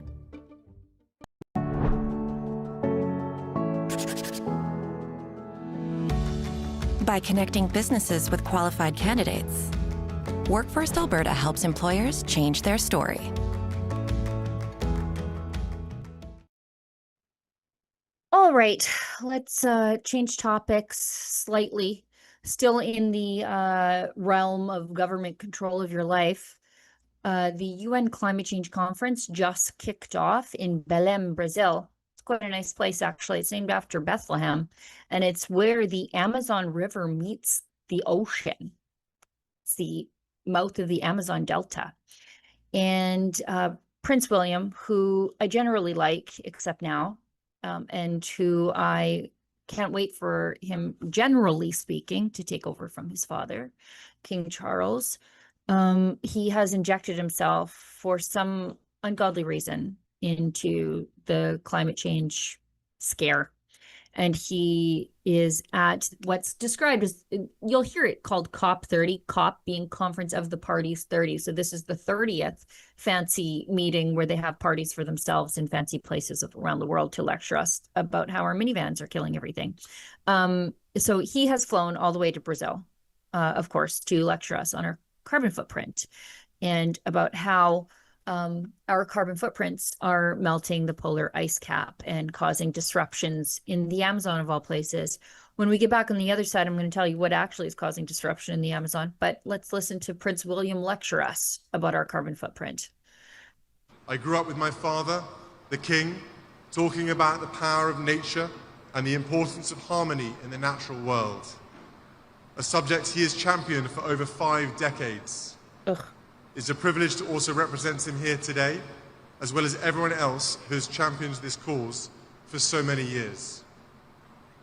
All of us here today understand that we are edging dangerously close to the Earth's critical tipping points. Oh, no. Thresholds beyond which the natural systems we depend on may begin to unravel. The melting of polar ice, the loss of the Amazon, the disruption of ocean currents. These are not distant threats. They are fast approaching and will affect every one of us, no matter where we live. I grew up with he's going to continue to lecture us, but here's what I want to show you. This, for these people, including Prince William, who I generally like. I actually like him. I think he's a good working royal. He forgets this part when he lectures us about the destruction of the Amazon. The people at the climate change conference are responsible for the destruction of the Amazon. Look at this from the BBC. Amazon rainforest felled to build road for climate summit. I think it's a $1.2 billion US project. They cut down the Amazon rainforest to get the fancy people into the conference to lecture us about not hurting the rainforest. When these people start acting like climate change is the problem, I might actually believe them in their sincerity. Now, I don't believe them in the issue, but I might actually believe that they're sincere in their belief. But I don't. I don't. And that's why I'm going to the climate change conference. I don't know if you know that. I'm going to, later on in the month, I'm going to Belém, and boy, is it a jaunt to get there. It's like 2 days to get there, and I think 3 days to get back because of layovers, and I tried to take super affordable flights. I'm headed there with a videographer, Kian Simone. You may remember him. We're there for 3 days on the ground. I'm going to do as much journalism as I can on the ground, but boy, oh boy, I want to drive on that Amazon rainforest highway. I just want to be a part of it all. So you can see it at rebelun.com. You can support my trip there. I'm quite excited, but this is a very fancy city. And I'm fully accredited, I should tell you. The UN did accept my accreditation, and I have my visa to work in Brazil. So it's all systems go. It's been a very long time since we've actually been accredited at a UN summit of any kind. And that stems from me asking some prickly questions at the very first one that we went to in Marrakesh, Morocco. After I went there as a climate skeptic, and then they had me pegged as a climate skeptic, they're like, well, these people can't come in anymore. So that's okay. You do a lot of good journalism from the outside of these things. You know, you can hear the hum of the diesel generators. You can point out the coal barges going down the river at the climate change conference in Bonn, Germany. Follow all the cords back to the diesel generators. Anyways, there's lots of things to do in these places that the true believing journalists who are happy to sit in the air conditioning in the inside won't tell you. So that my job is to show you, I don't know, the private airports where people are flying in to lecture you on your carbon footprint and all those things. So that's what I plan to do. If you want to help me get there, you can do that at rebelun.com. And oh, I'm so excited that I'm accredited because I get to go into the US Pavilion. Now, when I wasn't accredited when it was held in Bonn, Germany, but I do know that that was, I think, in Trump's second year in office. And the US government sent like the frackers and the coal industry to the climate change conference to say how fracking is helping to mitigate the US carbon footprint, if you care about those sorts of things. And I don't, but you know, the globalists tell me they do. And so they sent the fracker people there, and I was very excited about that. And I was kind of sad that I couldn't get in because I wasn't officially accredited, but this year I am. So I can tell you what's going on in the US Pavilion and how the Trump administration is making efforts to mitigate the carbon footprint of the United States. It's going to be fun. I can't wait. Let's keep going. Let's talk about the floor crossers, shall we? Why Nova Scotia's only Conservative MP thinks crossing party lines is important. This is a flashback to, I don't think we need to watch the whole thing.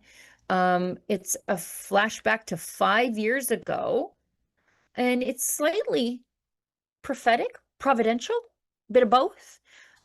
This is Chris Dentremont. I did an entire video saying his name wrong, and I didn't respect the man enough to fix it. You can see that video actually at firechris.com. This is the guy who crossed the floor this week on the day of the catastrophic budget after just 40 days ago, saying that the Liberals were going to spend us into oblivion. Well, the budget is worse than what he thought it would be, and he still crossed the floor. Why?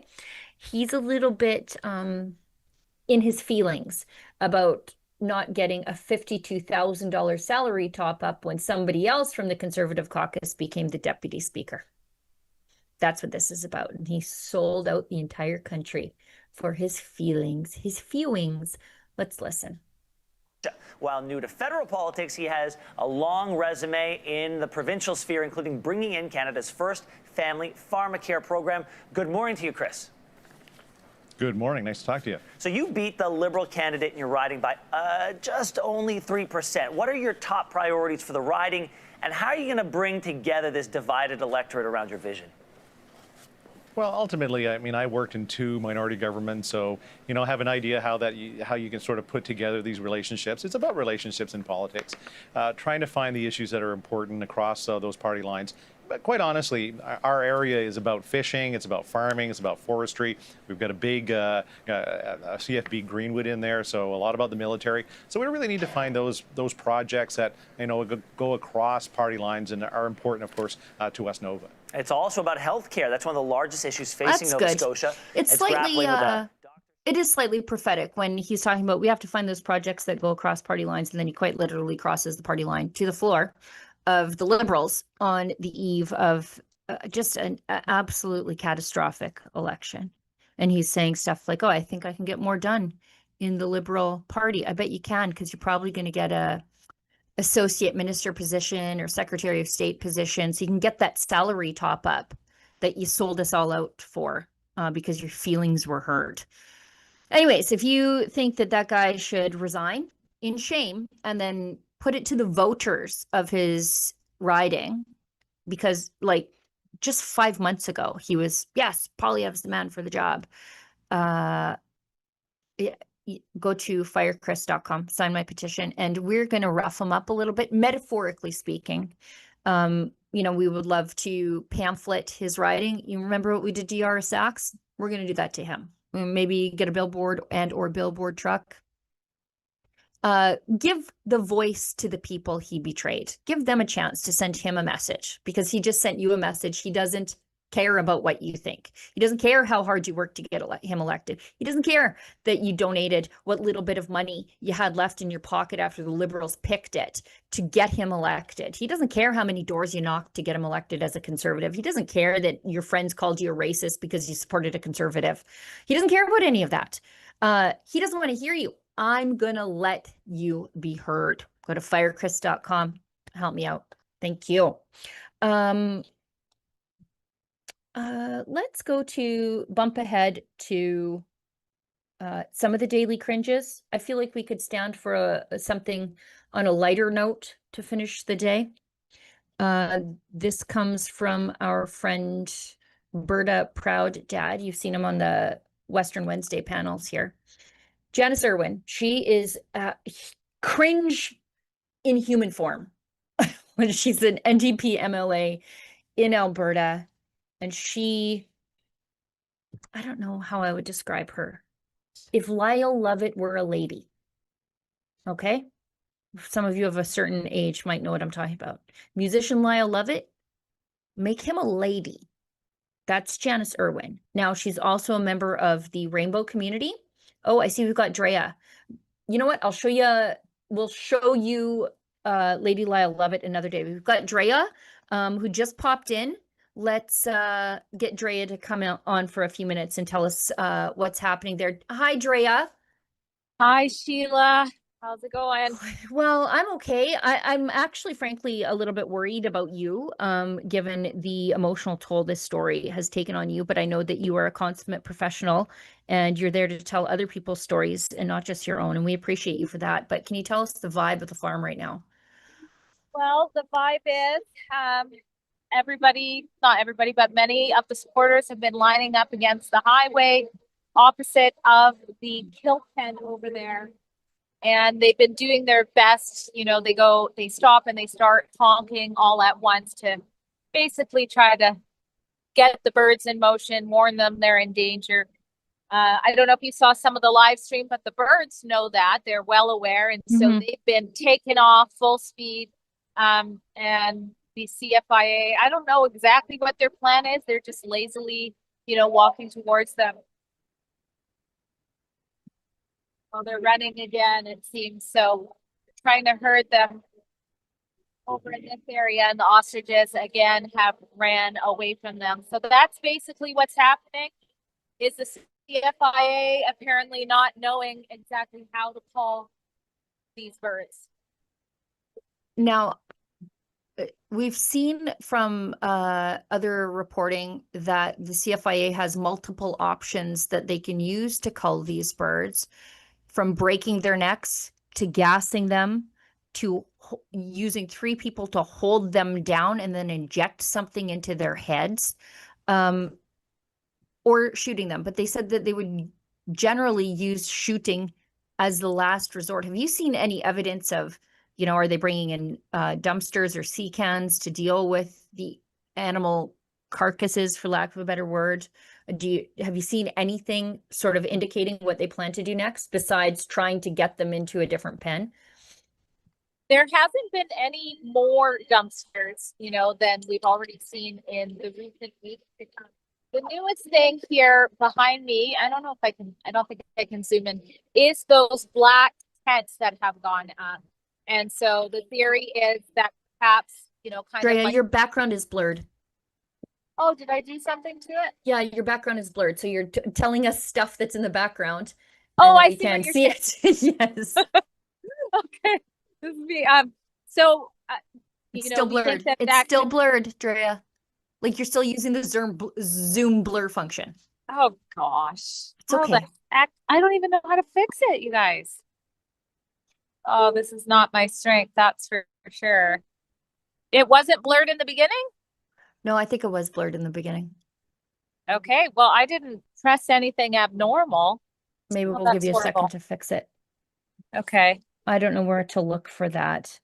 I think it is in... See here. I don't know. I don't know where it is where you would be able to fix it. I just get on Zoom. I don't do anything to Zoom. Yeah, don't either. It must be the device I'm on for some reason. Oh, it could be. Okay, well, we'll just go with it. That's fine. Who cares? Okay, well, there are black tents that are up. That's the newer thing that they erected. And I guess the belief is that once they are, maybe doing the actual killing, they're going to do it in those areas to kind of keep the public eye out. But you're right. Those, what sounds horrific, those methods that you went through, could be what's happening, but it does look like they're struggling. So I don't know if it is going to be shooting. Originally, the sources that, had some intel earlier on and were correct did say that they were probably going to shoot them. So we will see. And does that mean shoot them with something lethal instead of, a bullet? I don't know. You're the farmer, Sheila. What do you think? And how long do you think this could take? It could take days. It could take days just based on the sheer volume of livestock that are there.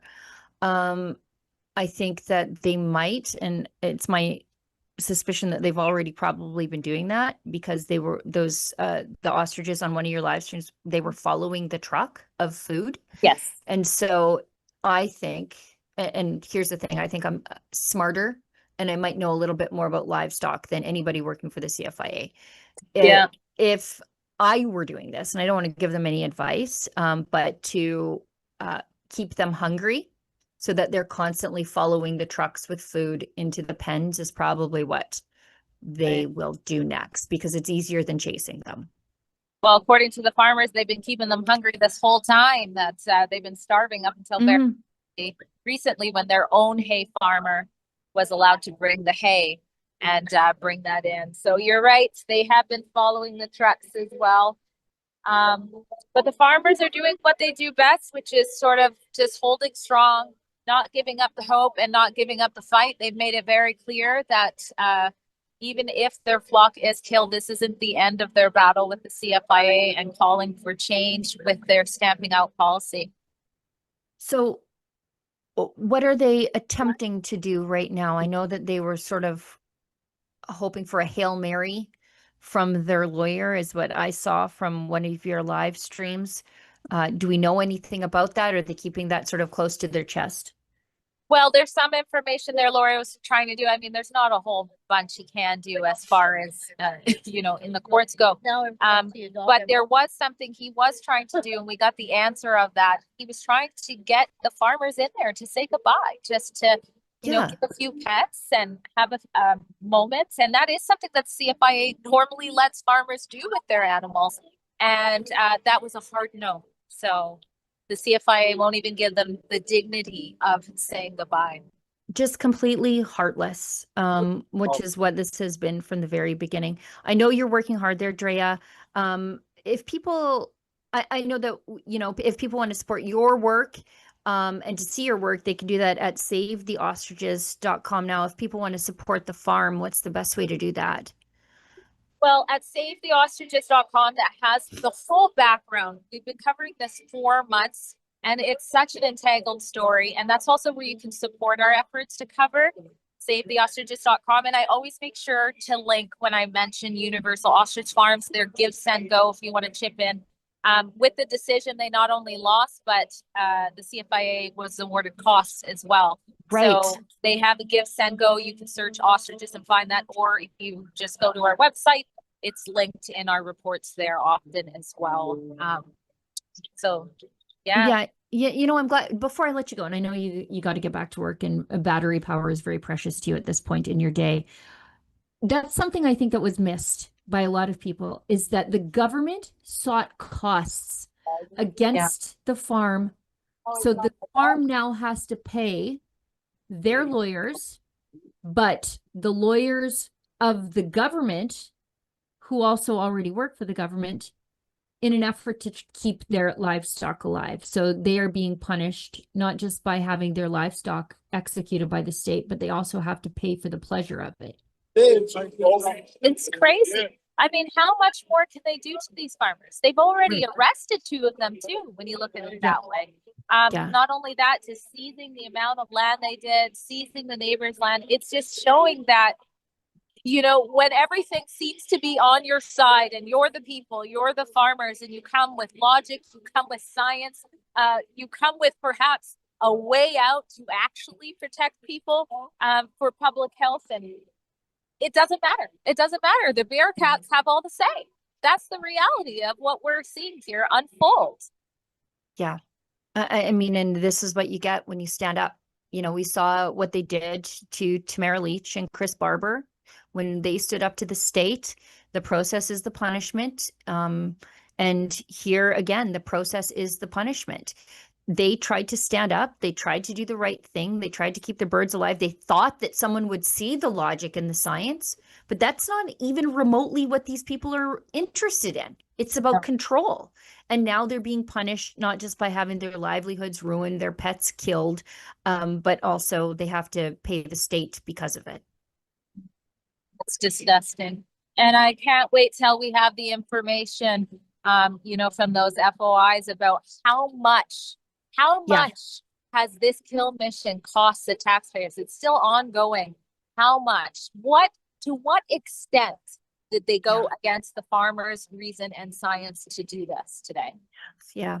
Well, Drea, thanks so much for doing the work that you do. I know you've been just going nonstop since you got there. Sid Fizzard is on his way to give you a hand. Just make sure you take care of yourself in all of this. I know you're doing your best to make sure. They're so good.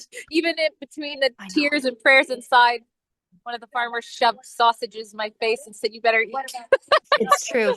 They take good care of you there. The resilience, and they're, you know, they're saying you messed with the wrong farm. Yeah. It's a blessing to be able to cover this, and I hope people watching at the very least are taking their spirit with them, that we can't stop fighting for what our country needs, what is right, and continue to do so. And I said it earlier that if this call had gone through as intended, you know, January, February, the world would not be watching, but they are. And that in itself is a win.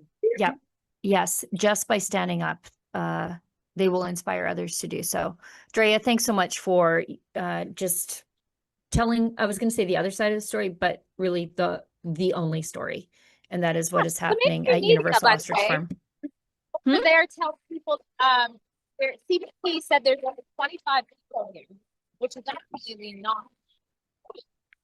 Okay. Just a bunch of liars. Okay. What's going on? Okay. Drea, thank you. We'll stay tuned to what you're doing. Everybody, Drea Humphrey, thank you so much. Okay. Bye. So if you want to follow along with the story as it happens, Drea is streaming on her X account. It's Drea Humphrey.